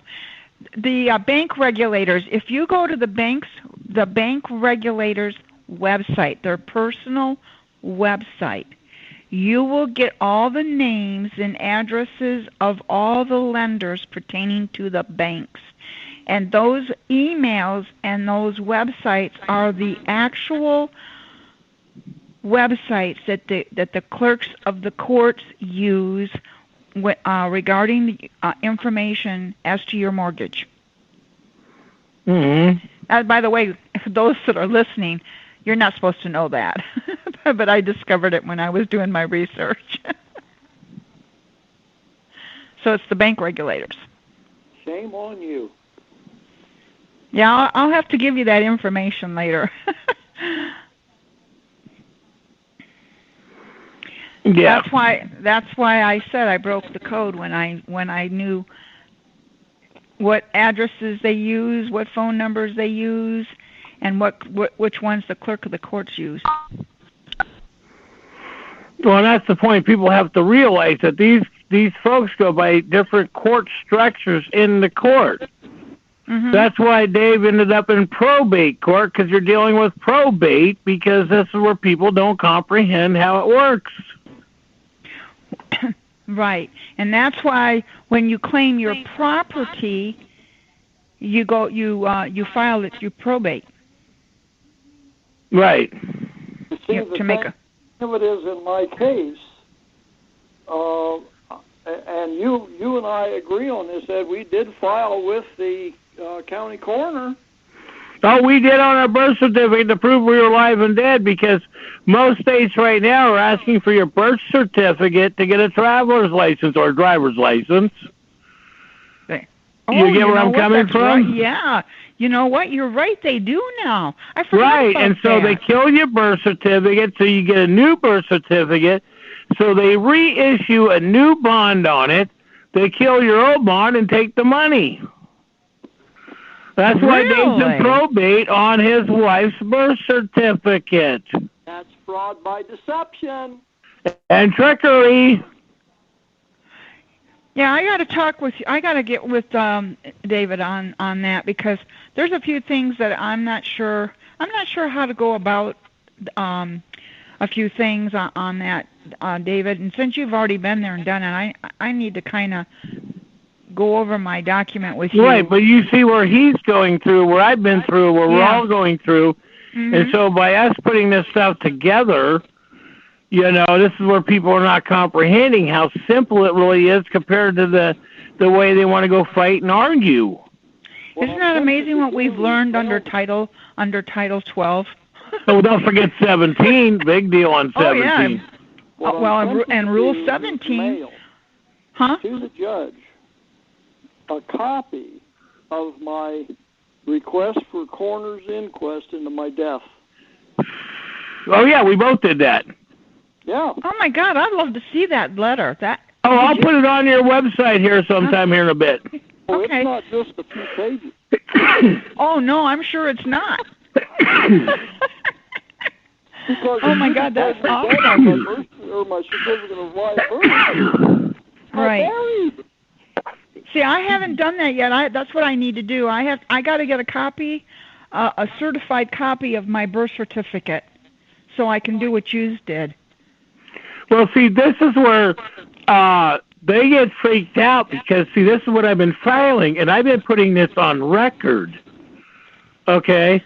Like when they went after me and destroyed my relationship with the woman I was with, because I had a woman come into my life. She brought 3 children. 2 children I was working with. The other one decided she was old enough, she was making her own decisions. So you know how that goes. Until she's willing to listen and pay attention and want to learn, you know, how can you sit there and argue with somebody that's going to argue with you because they don't comprehend what you're trying to explain to them to defend them, so they have the knowledge to defend themselves. Right. And then I got to work on that other document for you for the book. Yes, and I'm working on mine, and Dave's working on his, what we're going through, because, see, we get this other one going, and I'm working on it one way or the other, and I already mentioned that to both of you, and we're not going to get it on the phone call because nobody else needs to comprehend this, and I might give a point to one other gentleman that might be a participant in some of it, and he's the only one, and then when I do that, I will be discussing that with you guys privately. But see, the point is that until people start accepting what has transpired in our court system, and I mean our court, it's not the de facto court, it's what they're acting under, committing treason and fraud. Our court is not supposed to be doing what they're interpreting and getting away with. They're not supposed to be doing this in any manner. Most of these men and women do personally know it, and trust me, I've talked to these men and women, in the office for years, and they say until the people stand up, we can't do anything about it. Well, that's where they're violating the fourth. I know they're violating, but they're using the excuse. Oh, sure they until we stand up, because, see, they're going by what they call democracy. Right. This is why when people sit there, and even just a minute ago I had to respond on something with democracy, and I try to tell these people, if you want democracy, that is 51% of mob rule. So in other words, if you're saying you don't want Sharia law in this country, you have to go by your Constitution. If you're going to want Sharia law in this country and you want to give up your country to a foreign country and say that you have no responsibility to your children and you're lying to them, then you want Sharia law in your country, or you want another way of thinking. Well, and you know like, what? Wait a minute, Michelle here. It's like people argue with me by the Bible. And most people know my opinion about the Bible, and people say, we're a country of immigrants. No, we are not a country of immigrants. We're a country that has been terrorized and invaded by other nations. I agree. Okay? So we've already gone through all this stuff. That's why I tell people, until we get back to defend this structure, people keep going, well, this is a world country, and the U.S. is a world domination. We are world domination, but we're not supposed to be giving up our bloodline, our borders, our food, our security to others, because once we do that and we're drained, how are we supposed to survive? Next thing you know, we're the first cannibals compared to the way what everybody wants to say about the Bible. Okay, and at the end of days in the Bible, well, we're not supposed to be part of the end of days, because if you actually know that, the Bible says, oh, what is that? It's supposed to be good as in heaven as in the earth, so you're supposed to live and know it. You're not supposed to be a dead or a zombie to have feelings and emotions. You're supposed to live it and know it and have your freedom. And you can't have your freedom if you're not living, breathing air, knowing what it means. In the presence of 2 or 3 witnesses, a thing shall be established. That's right. Well, we can also add, and David, like I said, we can actually address an instrument, and we can actually bring the president into our claim with the court. Right, and this is the point. That's under Rule 17. Right, I know that, Michelle, but we can only bring him if he's committing treason. Now, everybody's going after him as a racist. Wait a minute, everybody's going after him as racism right now.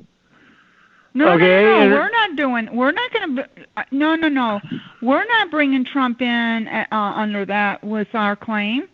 We're bringing him in on our side as a witness, as to them violating us. On the White House website, and I asked Mr. Trump to consider the lawful aspect of his executive order, because if we are under martial law, then the president has basically his job has been terminated, and the military are in charge of the government. That's right. That is correct. And I can tell you. Wait a minute, let me finish. And the president's gone. Well, and you know what, David? And that means the House and Senate is gone because they cannot do their servitude because they have no contract with we the people. The military took over, so they're disbanded. They're out. They're done. Yeah. Well, that's a good question, or a good point, I mean. Lay Congress off. Lay the judiciary off. And, by the way, go back home. Well, also, well, we are under Sharia law, which we know. No, we're not. Yes, we are. Because Trump is not supposed to be addressing executive orders. No, but he knows that, but he already even admitted to that if you watch the structure on it. I know. He has to do this by administrative rules. Right. Let me ask you a question. Did not Obama place us under martial law? He did. That's why he's doing executive orders for the public servants. And Mr. Trump's executive orders, at best, could only apply to the military, not to That's the right, not to we the people, registered church members, elected public servants, and immigrants only. Right. Well, and you know something? That's a good point. So that means when Trump addresses those executive orders, they're not to us, they're to the military. And now, elected and public servants, registered church members, and immigration. Correct. And, the and under that, the corporation jurisdiction is only within the corporation. It's made up correct. of law, statute, code, and codifications. All right. Now here's my question on that, David. It must be in compliance to the Constitution, the supreme law of the land, because that's what was the ruling of the Supreme Court.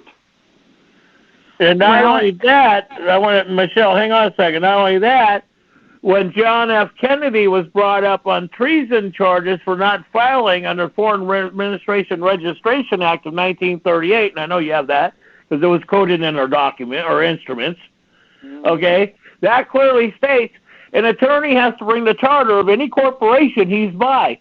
So when he goes to court, and if he's representing you by your birth certificate, he has to bring your charter in for your birth certificate that you wrote for your birth certificate. Well, and there again, there's no case. Well, and there again, that's where the conflict of interest comes in. That's why when we face these people, we're there as we're appointed. Hey, I'm here as appointee. You know. Mm-hmm. Where's my witness so I can cross-examine the witness as me being appointee here? Right. I call to the stand the corporation Davidlee buess. Yeah. Because you have a right. See, that's where the fourth not amendment, the fourth branch of government comes into play. That's we the people. That's correct. Right. That's branch of government, Michelle, is we, the men and women of this That's right. And that's why that's where the criminal complaint as to the criminal charge comes into play. Criminal charge in parentheses complaint. That's right. That's why that was addressed, because that falls under the fourth branch of government. Thank we you. The people. That's what I was trying to say. Yes, that's why it was addressed. Right. And that's what Marshall stated in his decision. Right. Limited government. Well, there was a judge, 1968, who made the decision on the birth certificate bonds. And I can't remember it. I know I posted it. I have to find it again.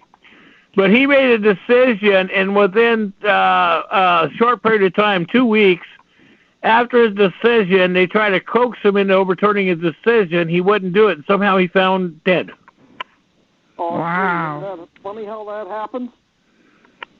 Well, you know, they had something on the news on what is that? Something edition. And you know, it's the special edition. It's not the regular news. 2020 or something. I know what you mean. Yeah, the edition something. Anyway, they had some interesting things on that TV program today, which comes on I guess on Mondays. And they brought up some good things, believe it or not, and it had to do with what program was that? Anyway, they were talking about what's that one lady, the one that sang? Lady Gaga. Thank you. Something to do with her. Now, what they did was she was filmed in a cartoon character. Mm-hmm. And that was on the Edition program today. And now this goes back to 2000, and I think it was 2006 they were claiming. I might be off on the year, but 2006 anyway. We'll go with that. And it was a cartoon done up with her, and she actually did the same thing that was in the cartoon character. It was that, the cartoon character that they play as like for adults. Roger Rabbit? No, not Roger Rabbit. Oh man, it's a series. American it's one Family or yeah, something like that. They did in one of their series that they were doing, it showed the same thing that she did, where she came down flying in, whatever, before, for Trump. It was the same cartoon character, and same type of clothing and everything. It's like she mimicked it. Mm-hmm. It was. So that was one of the things they brought up. They also brought up that Trump was predicted that he was going to be our president. Now we're talking going back to 2006 or before. Actually, they're going back to 1955 in a Western movie. I think it was. I can't think of it. I posted it up there from the actual Western movie scene. Yeah, there was actually more than one program, a TV program that predicted it. Oh, before we lose our audience, because it is 10:24 now here in Ohio, okay? Oh. Let's get the question and answer and see if people have questions on what we've discussed tonight. Sounds good to me. And I'd like to bring Mike back in and have Mike even expose some stuff if people don't want to speak up. I'd like Mike to bring some of his stuff forward. Okay, but let's find out if there's some Q&A. Yeah, any question and answers, please speak up. What is the? I'll mute myself. What is the mute button? *6. *6. Okay, I'm going to go ahead and mute myself so they can go ahead and talk. Okay, anybody got any questions? Please speak up now. I guess not, because I was going to turn the floor over for Mike for a little bit so he can explain more what he's going through. Because Mike, people should realize, Mike is just as in deep as that the other two of us are in. And Mike's done a lot of things. He's moving things forward. But the main thing is we've got to do this together. And if you guys don't realize this, there is no future for you or your children. So, Mike, I'd like to turn the floor over to you and let you speak up a little bit more on what you've been doing.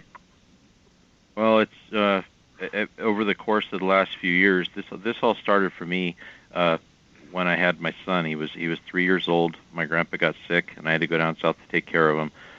A neighbor decided to come in our yard and steal one of our dogs and beat it and throw it in front of a car where it was hit and killed.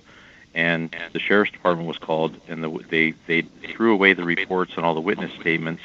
And this was in the Nevada County Sheriff's Office. They covered it up in a conspiracy with the Butte County Sheriff's Office, and allowed the neighbors to come back later and then tear out all my fences. So I reported all these crimes to the sheriff, and they ended up prosecuting me for vandalism, and I went to 35 hearings to clear my name. And that's what started my rampage and created Citizens Action Network and Prepare to Take America Back and everything else I've been doing. So over the course of the last 6 years, going to all these hearings and losing my ass and losing hundreds of thousands of dollars and all my inheritance and everything, I finally decided it's time to fix the system once and for all. So I began conducting a RICO investigation. So every time I would go to a hearing, I would get all the information I could from all the public servants and then file instruments into the record and with all the agencies before and after the hearings through my affidavits. And I filed a series of criminal complaints, and I haven't been moving forward with them as much as I should have because I was trying to build a bigger network. Because I read that if you move a case in a federal court over the course of time, if you have a victory, they'll remove it from the records within like 10 years and you won't find it. Right. So I knew if I built a big enough network and got enough attention on myself, they couldn't do that. But the problem was they basically shut me out of the system. So that's why now when I walk into a public office, it raises holy hell because they know why I'm there, and it's to serve criminal. Yeah, Dave, mute yourself. We're getting feedback off of your phone. I don't know how you can be getting it because I'm muted. I muted myself on my own phone. Oh, okay. All right, no problem. Go ahead, Mike. Hey, if you're getting a feedback, that means somebody's got a line on you. We got it. Okay, thank you very much. So go ahead, Mike. A lot of my stuff, I haven't published my work because I wanted to keep it under my hat kind of until I moved forward enough where the public servants couldn't impede it, because I realized I'd been infiltrated and I didn't know by who or how. So a lot of my work, I've just begun recently starting to share it. And the first lawsuit we filed was on behalf of Rich Summers against the city, county, state, and federal courts and the bar attorneys at all levels in conspiracy and in combination for barratry and ineffective assistance of counsel. So the way we worded the complaint, the magistrates have been recusing themselves without being told to, because I worded the complaint so any and all past or present members of any and all bar associations cannot participate due to a conflict of interest which has impaired the obligation of contracts. So we're on the third magistrate, which is the chief judge of the district court in Chelan County, Washington, that has to recuse himself by the 17th. And after that, he's the top judge, so I guess it appeals to the next court. But in addition to that one, we've got another one in Southern California that we filed, and I served 10 processes on the state today for the Second Amendment infringements by Jerry Brown. So this morning I got up, and I always stress about these lawsuits because it only takes one loophole and they can get out of the case. So I happened to open up my Bouvier's Law Dictionary, and I opened it up right to the section on ex post facto law. So ex post facto law right there proves that Jerry Brown committed fraud and breach of his oath, because AB 1664 is ex post facto law. Not only that, he's still a bar licensed attorney. Yeah. So because they've been ducking the service of process like this, because today when I went to the Capitol, the CHP stood outside the door and wouldn't let me into the office. They said his office is closed. So I was thinking about it when I got home, and because him and Kamala Harris are still actively bar licensed attorneys, I brought indictment in a federal court case and named them, so now I can file a complaint with the state bar against both of them to revoke their licenses. So that's what I'll be working on tomorrow. Right. But I'm sure there are, huh? Well, I'm just saying it's really crazy and benign and stupid that we have to go through this stuff, through our public servants when they're supposed to be honoring their oath and protecting our country, so that way they protect their bloodline as well. But this is what gets to me. It proves how these public servants don't even love their children. They don't care about them. It's all about me, me, me, me. Yeah, it's all about here and now. Right, and screw my kids.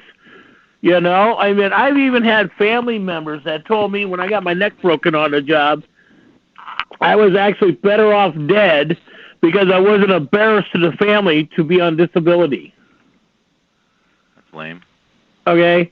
Now, in the system, truly, until Clinton was technically elected, and it was working on right before that, 1990, because in 95 is when the state of Oregon put in their workman's comp state division. Prior to that, you got paid either you took them to court or sued them, including the insurance company.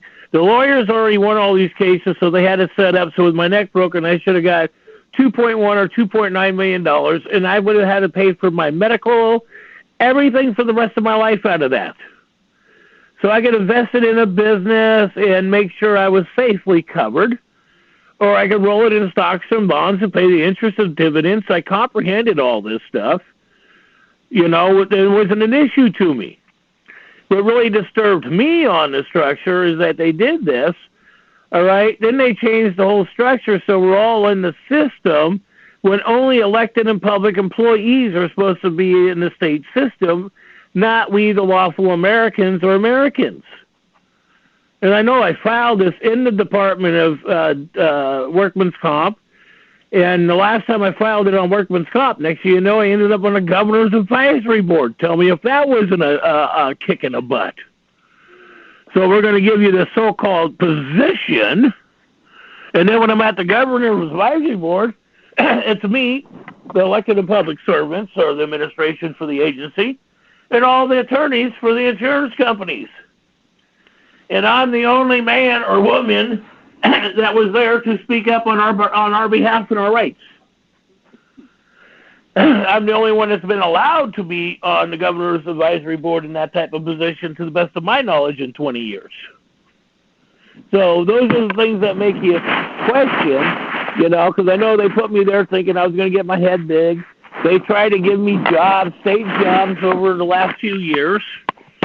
You know, Terry Thompson, commissioner, and a few other people, Gene Cowan, and a few others, you know, trying to keep my mouth shut. I wouldn't accept it. You know, so, and they are the ones who passed the bill to take away your hunting and fishing rights.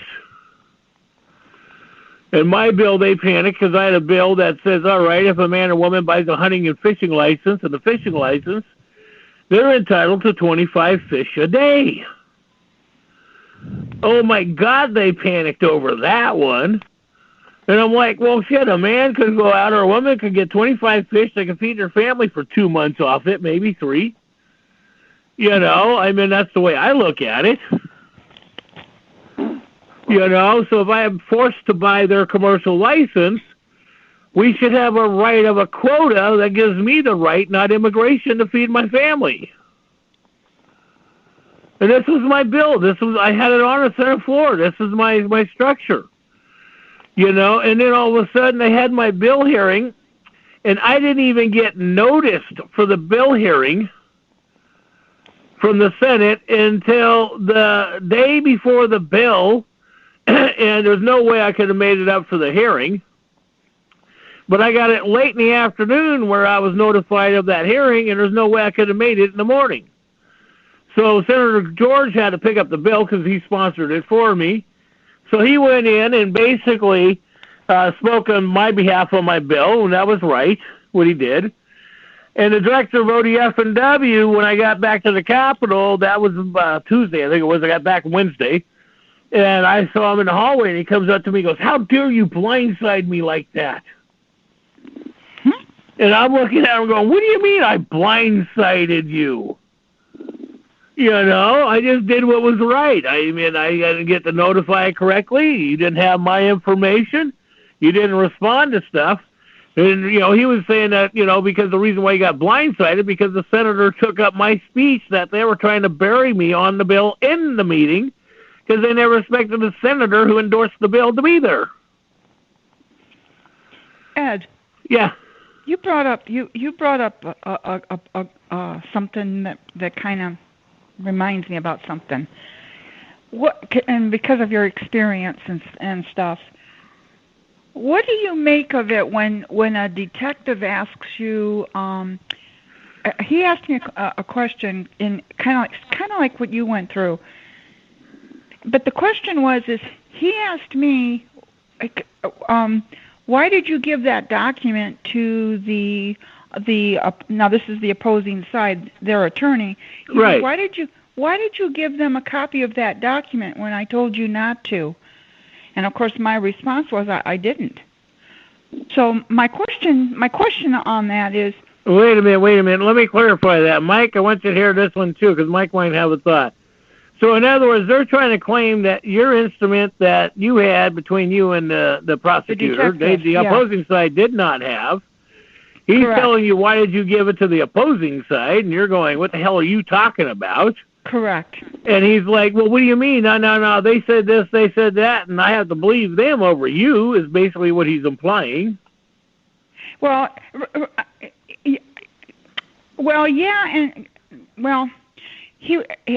my response was I didn't, and I says, now keep in mind, this is the attorney it was the attorney that told him, according to him, it was the attorney that told him that I gave him the document, and I said I didn't.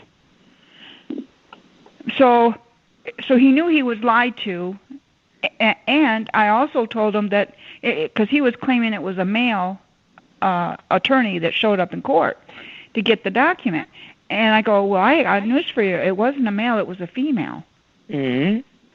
So he knew, you know, and he goes, oh, so are you telling me, so he says, are you telling me I was lied to? And I said, well, apparently, because he wasn't there in court.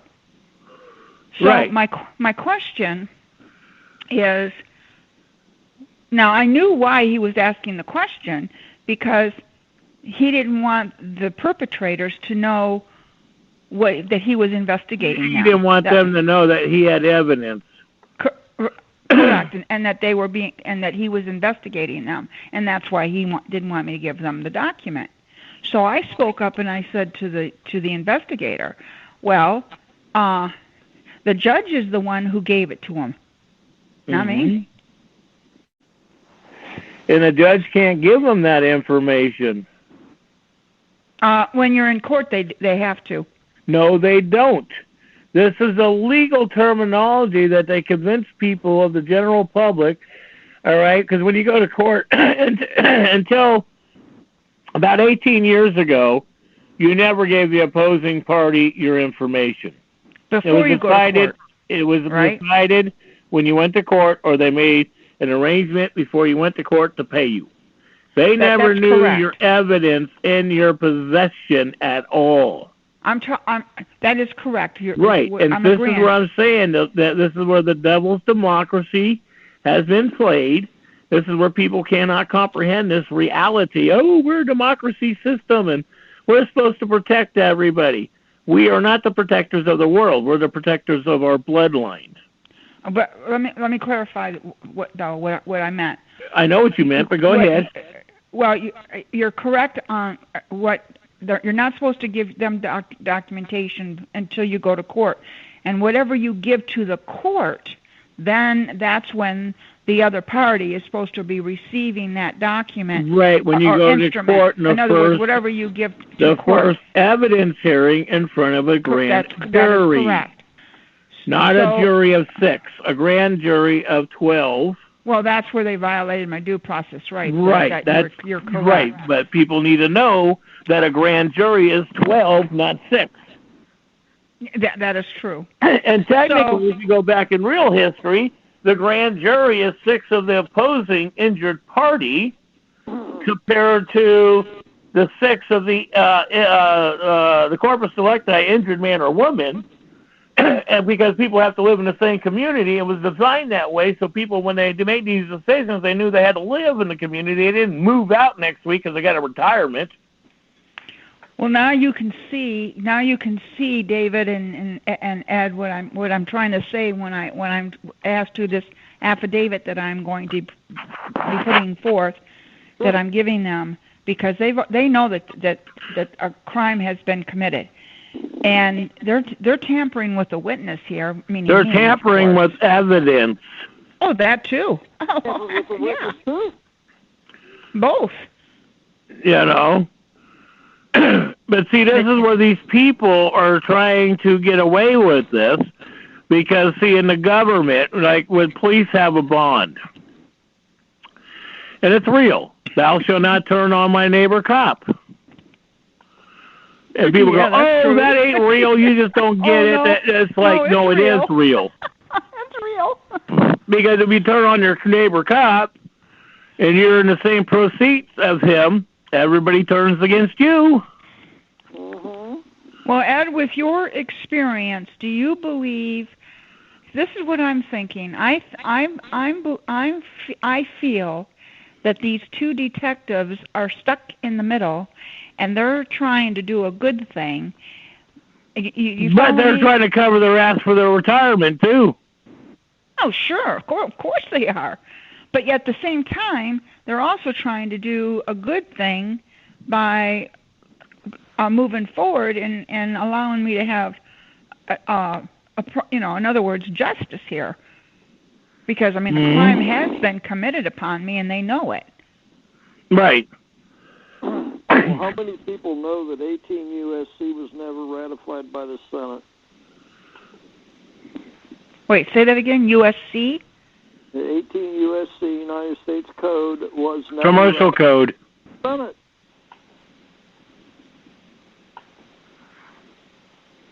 But they use 18 U.S.C. on drug dealers and everybody else. 18 U.S.C. 121124. Well, you know what? That's why I tell people, you know, I don't mind using their UCC in this, but also too, you have to file their own codes, their own administration. Go ahead, Dave. No, I'm just. Most of the people of this nation don't know the law. They've never studied it. They're too busy watching the boob tube to get off dead center and start paying attention and investigating. Go to the friggin' congressional record and start reading. Well, you know what, David? That's why I get so aggravated with these constitutionalists. People that claim that they're constitutionalists, but yet you don't hear them talking about what we're talking about. Well, they can't because they make their living off of the other injured parties or injured men and women, the victim. Good point, Ed. You know, I mean, I talk to a lot of these people where they try to get you, buy my program for $800, $2,500. We'll save you. You know, I mean, there's a guy up in Washington State that says he does all this stuff all the time. Okay? And he's protecting women and stuff, and he brings out. But like I asked him, I said, all the cases that you claim you won, how many cases did you ever file on the injured party to get damages? Not one. Well, that's just like our friend that was supposed to call or said he was going to be on the call today. Yep. He didn't show up. You know, this is like, I do sit there, and when people tell me this stuff, I do call them up. I want to verify if they're real or not, because we need to know if these men and women are real. Right. You know, either they're doing this stuff or they're just playing us, or playing the other men and women that how it worked, because they're getting information for their own personal structure. You know, that's why Dave filed on Trump already. This is where people are not getting this stuff. Right. You know, now I got to get his structure so I can lay it out on our site, so this way we could have other men and women do the same thing. Because Trump made a 100-day agreement to we the people what he was going to do. Well, I can say this. I think it's time that we request our president to come in on our claim. He is not our president. He is our servant for the corporation. Let's state it correctly. Okay, he's our servant, but he's also there to protect us too. And I think his own bloodline, yes. I think it's time that we make a request for him to come in as a witness pertaining to our lawsuits, as to our claims. Well, it's not even a lawsuit. Actually, it would because David didn't bring this upon him. I mean, he's being brought into court on a judge's order, which is illegal because he wasn't even properly. He's preaching foreign jurisdiction. Right. I called him an unregistered foreign agent. Yeah. And we have a right to make a request for a demand. We are not servants. This ain't England. We don't have to sit there and request and say, "Oh, please, may I?" Well, of course, it would be in the form of a demand. That is correct. Right. But we have a right to make a request and a demand, of course. But we have an obligation to make a request for someone higher up, a superior person, to come in and be a witness man or woman as to what we're claiming regarding the fraud that's being brought upon us. Mm-hmm. I want to subpoena Trump to that hearing. That's exactly what I want to do. Yeah, I agree. Well, you guys could get that hammered out tomorrow. Okay. We can make sure it's publicized tomorrow, too. I don't know how that... Business cards of all those supposed lawyers, attorneys, and corporations. Well, see, you can appoint somebody to come in as a judge, and it can be a state senator, it can be the president. That's what I'm talking about. Mhm. That's what I want to do. I want to bring somebody in who's going to act as a judge, and you can do that with our president even. Let's do it with Sheriff Mack. Oh, he's awesome. He's awesome. Yeah, I'd love to bring that. Could you? Hey, that would be. I mean, if that really happened, oh my God, that'd be awesome. You could recluse the judge that's there now and appoint Mac. Yeah. Yeah, or I can't remember his name. Actually, Sheriff Clark too could be another one. Well, yeah. Who was the judge down there in Alabama? Wasn't it Alabama that was running the Supreme or the Ten Commandments, and they threw him out of court? You're talking about in Florida? Yeah. Yeah. Oh, yeah. Oh, that's another one. Yeah. Look at that. Isn't that amazing? Yeah, that was an attorney. They did that too. Because he was handing out the Constitution because he wanted people to know where they stood under a grand jury. Yeah. Well, this was the Ten Commandments. This judge was accused of his duty because he had the Ten Commandments in his courtroom.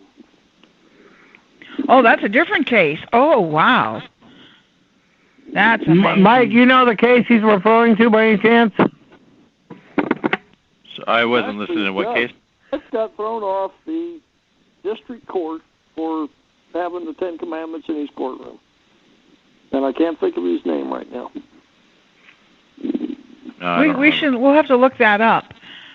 Well, that's the same. Well, it's the same scenario too with an attorney who was handing out outside now of the courtroom, of course, and he was handing out the Constitution because he wanted people to know that it only takes one person to speak up and overturn a verdict as to whatever. One man or woman, a person cannot do that. That was even determined by the Superior Court. That'll be a man or woman. As to the claim, corporate identities. Yes, that is right. Name.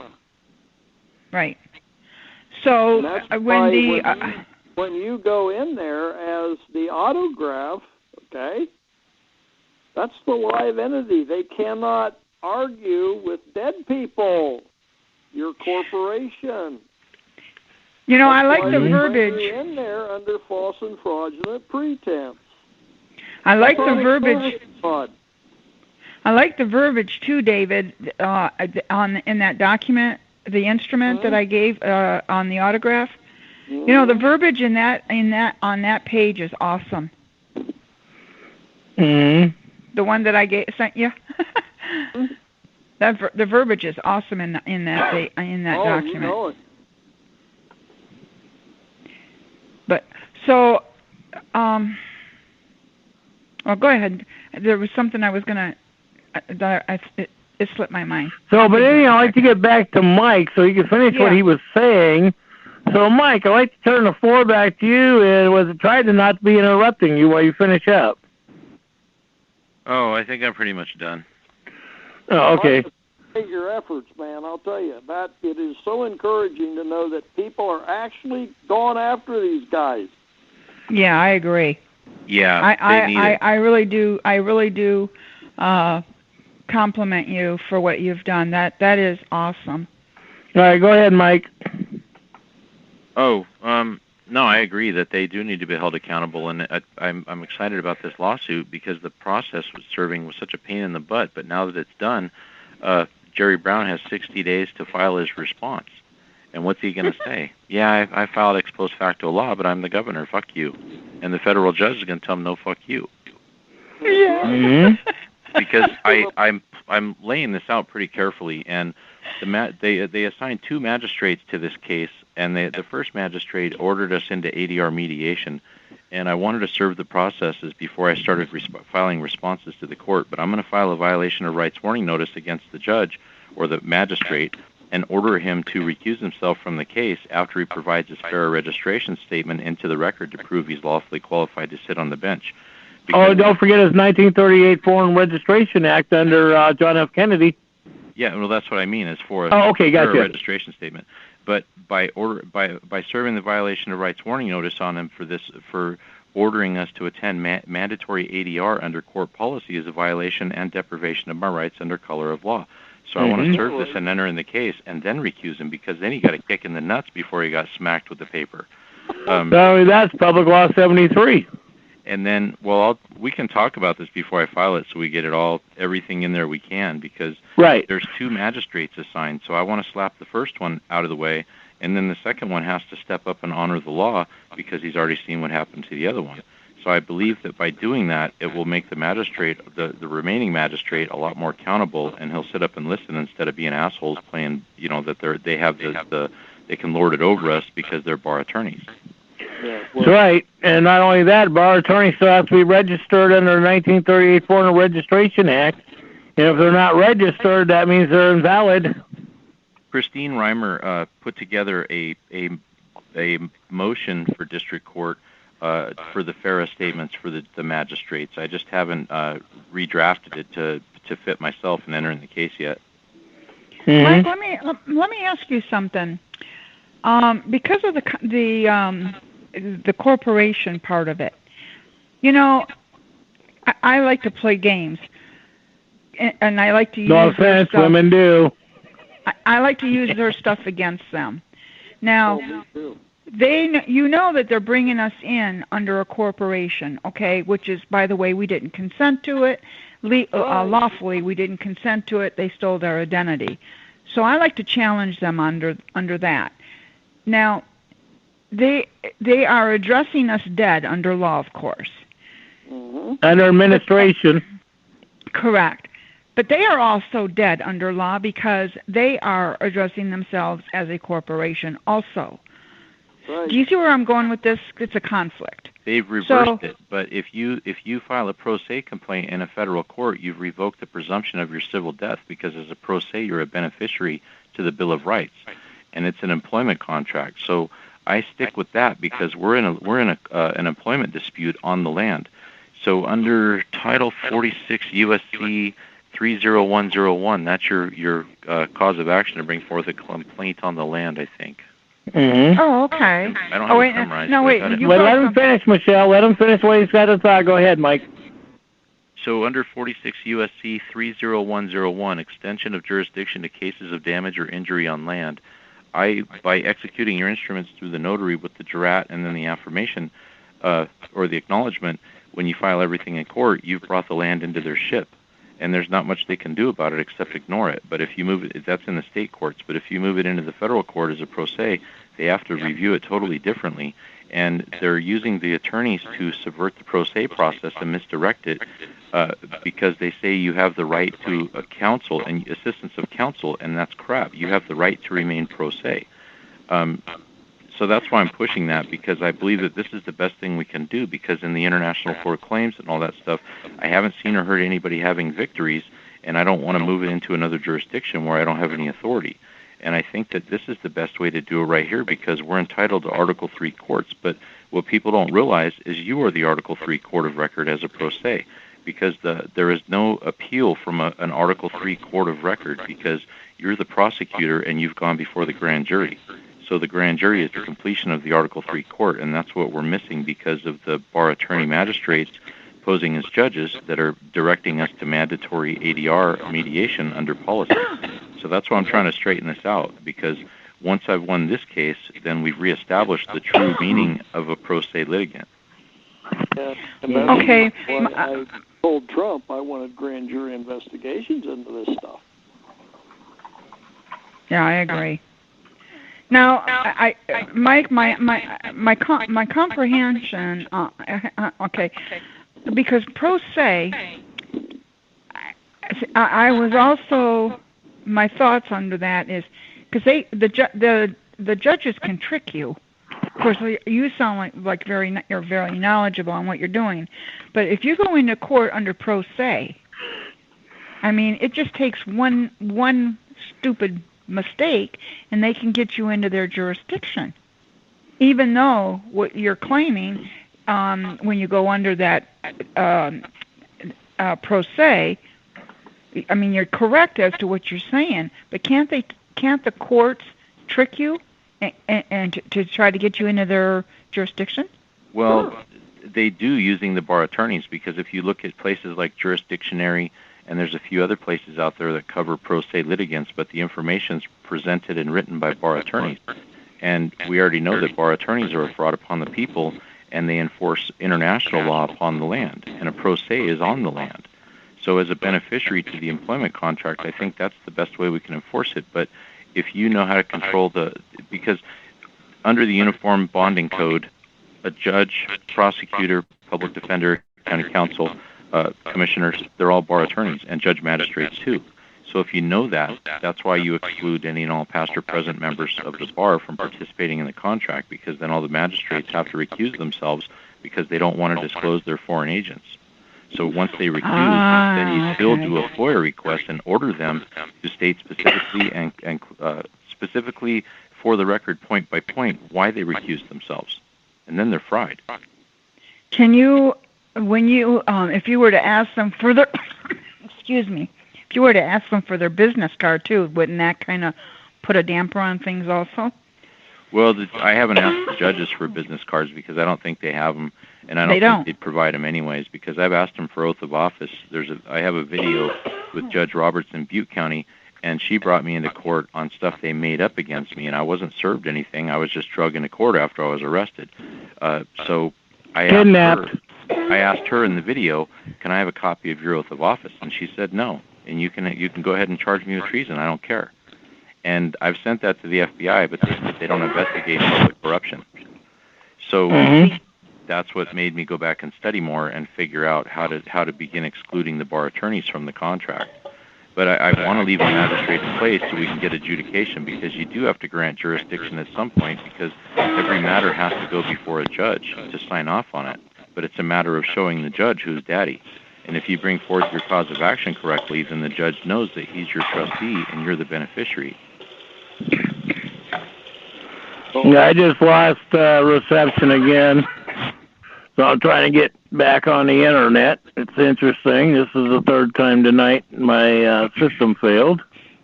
Well, Mike, can I ask you a question? Yeah. Wait a minute. Michelle, let Dave speak, and then you could ask after Dave. So that's the reason why I was going after the judge in this case. Where was my power of attorney granting you the right to move forward? I don't even have your rules of court. I don't have your paperwork. I don't have anything, and you're ordering me to court? I want to prove through this case that rules of court don't apply to pro se litigants, because we're the beneficiary of the trust and the creator, in essence, as a third-party intended beneficiary to the Bill of Rights. Right, and that falls under 192. What is that?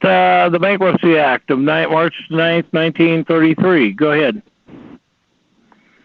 Right. But I agree with him. Because what he's doing, he's forcing them to make an admittance. He's making them put it on record. Right.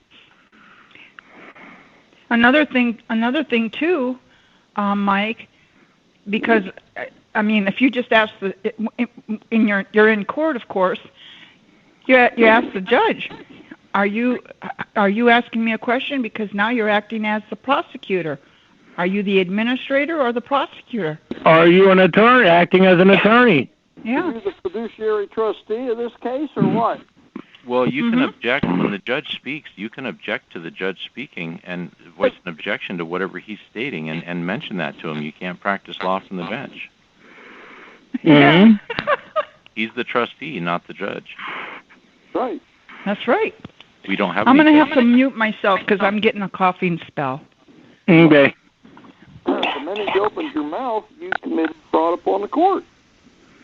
Yeah, and I was going to put that in the when I served the violation of rights warning notice on the magistrate assigned to the Second Amendment case. I want to put that in there, fraud upon the court, because the judge is ordering us into ADR mediation under mandatory policy, which is a deprivation of rights, and so he can't do that. No, because we requested specifically a grand jury only. And here's the thing: did you ask the judge for an opinion or ruling on a rule of law? No. He's acting as a prosecutor. Yes, you're right. So I think this case is going to be a landmark case as it moves forward. And I read that the last time a pro se litigant had a major victory in a federal court was in 1955, and that due to the collusion of the bar attorneys, they've suppressed the pro ses out of the system ever since. Yeah, then what was it? They had a meeting at the highest Supreme Court, and they made the decision that no pro se would ever win in court again. Oops, sorry to disappoint them. Go ahead. I didn't hear that one again. I said they made a ruling at the high. All the judges met at the highest Supreme Court, and they made the decision that no pro se would ever win again. Are you aware of that one, Mike? Do you know the court number? That's prejudice. No, I don't know the court number, but I don't think it applies, and I want to prove that it's fraud upon the court. Right, we agree with you. That's why he's bringing that point up, what he's saying. Because they can't, all those guys, that case could be reopened and overturned if somebody opened it up and investigated in their capacity as a private attorney general, because the judges would have to prove jurisdiction after they provided their fair statements into the record. I went into a court case in the Common Pleas Court in Findlay, Ohio, which is where this bullshit's going to take place, okay, as a private attorney general, and the clerk of the court removed the private attorney general, a man, and everything else, and threw my court papers into the corporate name. Wow.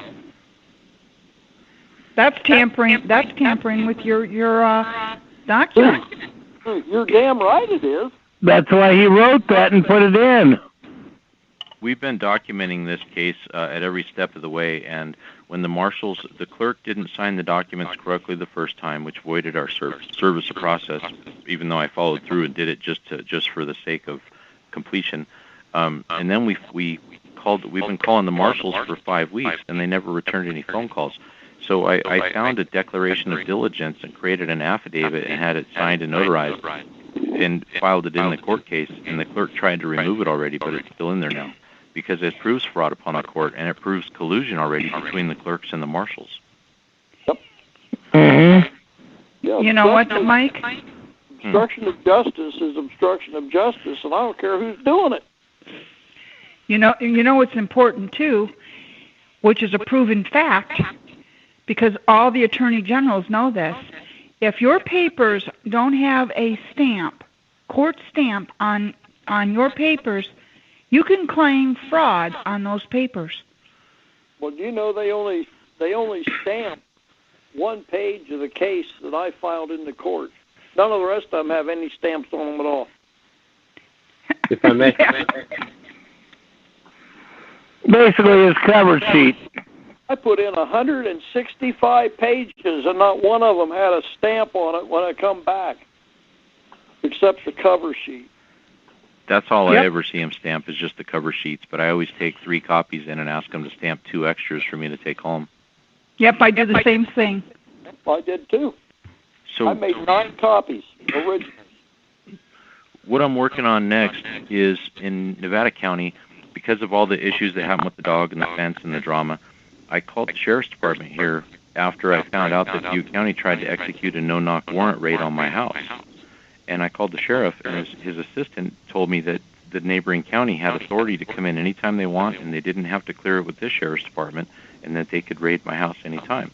So I began investigating her, because as the assistant to the sheriff, she's also the custodian of records, and it's a dual office that they're misdirecting people, because the custodian of records she's operating for the public administrator, not the sheriff. Because in my county we have 80% seniors, and 12% of those seniors don't have heirs to their estate. So I've been exposing her office, and I've found all the documentation to support at every level that you have to have an oath of office on file, and that if you were hired and no oath was given, that whoever hired you is also guilty as an accessory. So I was asked to come into the sheriff's office today, but I didn't have time because of the process serving. So I got to finish the packet tonight after the phone call, so I can go into the sheriff's office first thing in the morning to see what they want to serve me, so I can serve them. Good deal. Yeah. So if you don't hear from me tomorrow, you know why. I got arrested. Call us on a regular basis. I do. I usually talk to Ed pretty much every day. Good. Yeah, we do. Wonderful. If I may. Go ahead. 4-hour mark. I yield. Yeah, I got you on that one. It's interesting. I've been trying to get back in, and it won't let me back in. That's interesting. I'll tell you what, Ed, you've had no sleep. So. You need, we need to... Well, yeah, I've been up again, and I'm trying to get other stuff out. That's true. So I'm going to say my good nights, and I'll let Dave do the closing tonight, seeing that I've been logged out of what I was supposed to be doing, and this thing has crashed on me 3 times, and now it's telling me, and I'll talk to the other guy about it afterwards, but it is very interesting. So I'd like to say good night to everybody, and thank you for joining us. The one thing about all this is about proper education, so you know about for your children, to know if you're lawful or legal in this country, to realize that you have privileges, not rights. If you are an immigrant, if you are lawful in this country, you have rights. There is a separation of truth, fiction, and reality. So with that, I'm just going to, may the Great Spirit travel with you. Look out, protect your neighbor, protect your family, protect your bloodline, because if you don't do it, nobody else is going to do it. And so unless your family is on the same page as you, that is the one thing that we all try to get that point. So seeing that we don't know that true point with some, we have to pay attention to the truth so we're not conflicted in a conflict of interest. Anyhow, may the Great Spirit travel with you, and y'all have a blessful evening. Later, Ed. Same here, Ed. So Dave, don't forget your closing.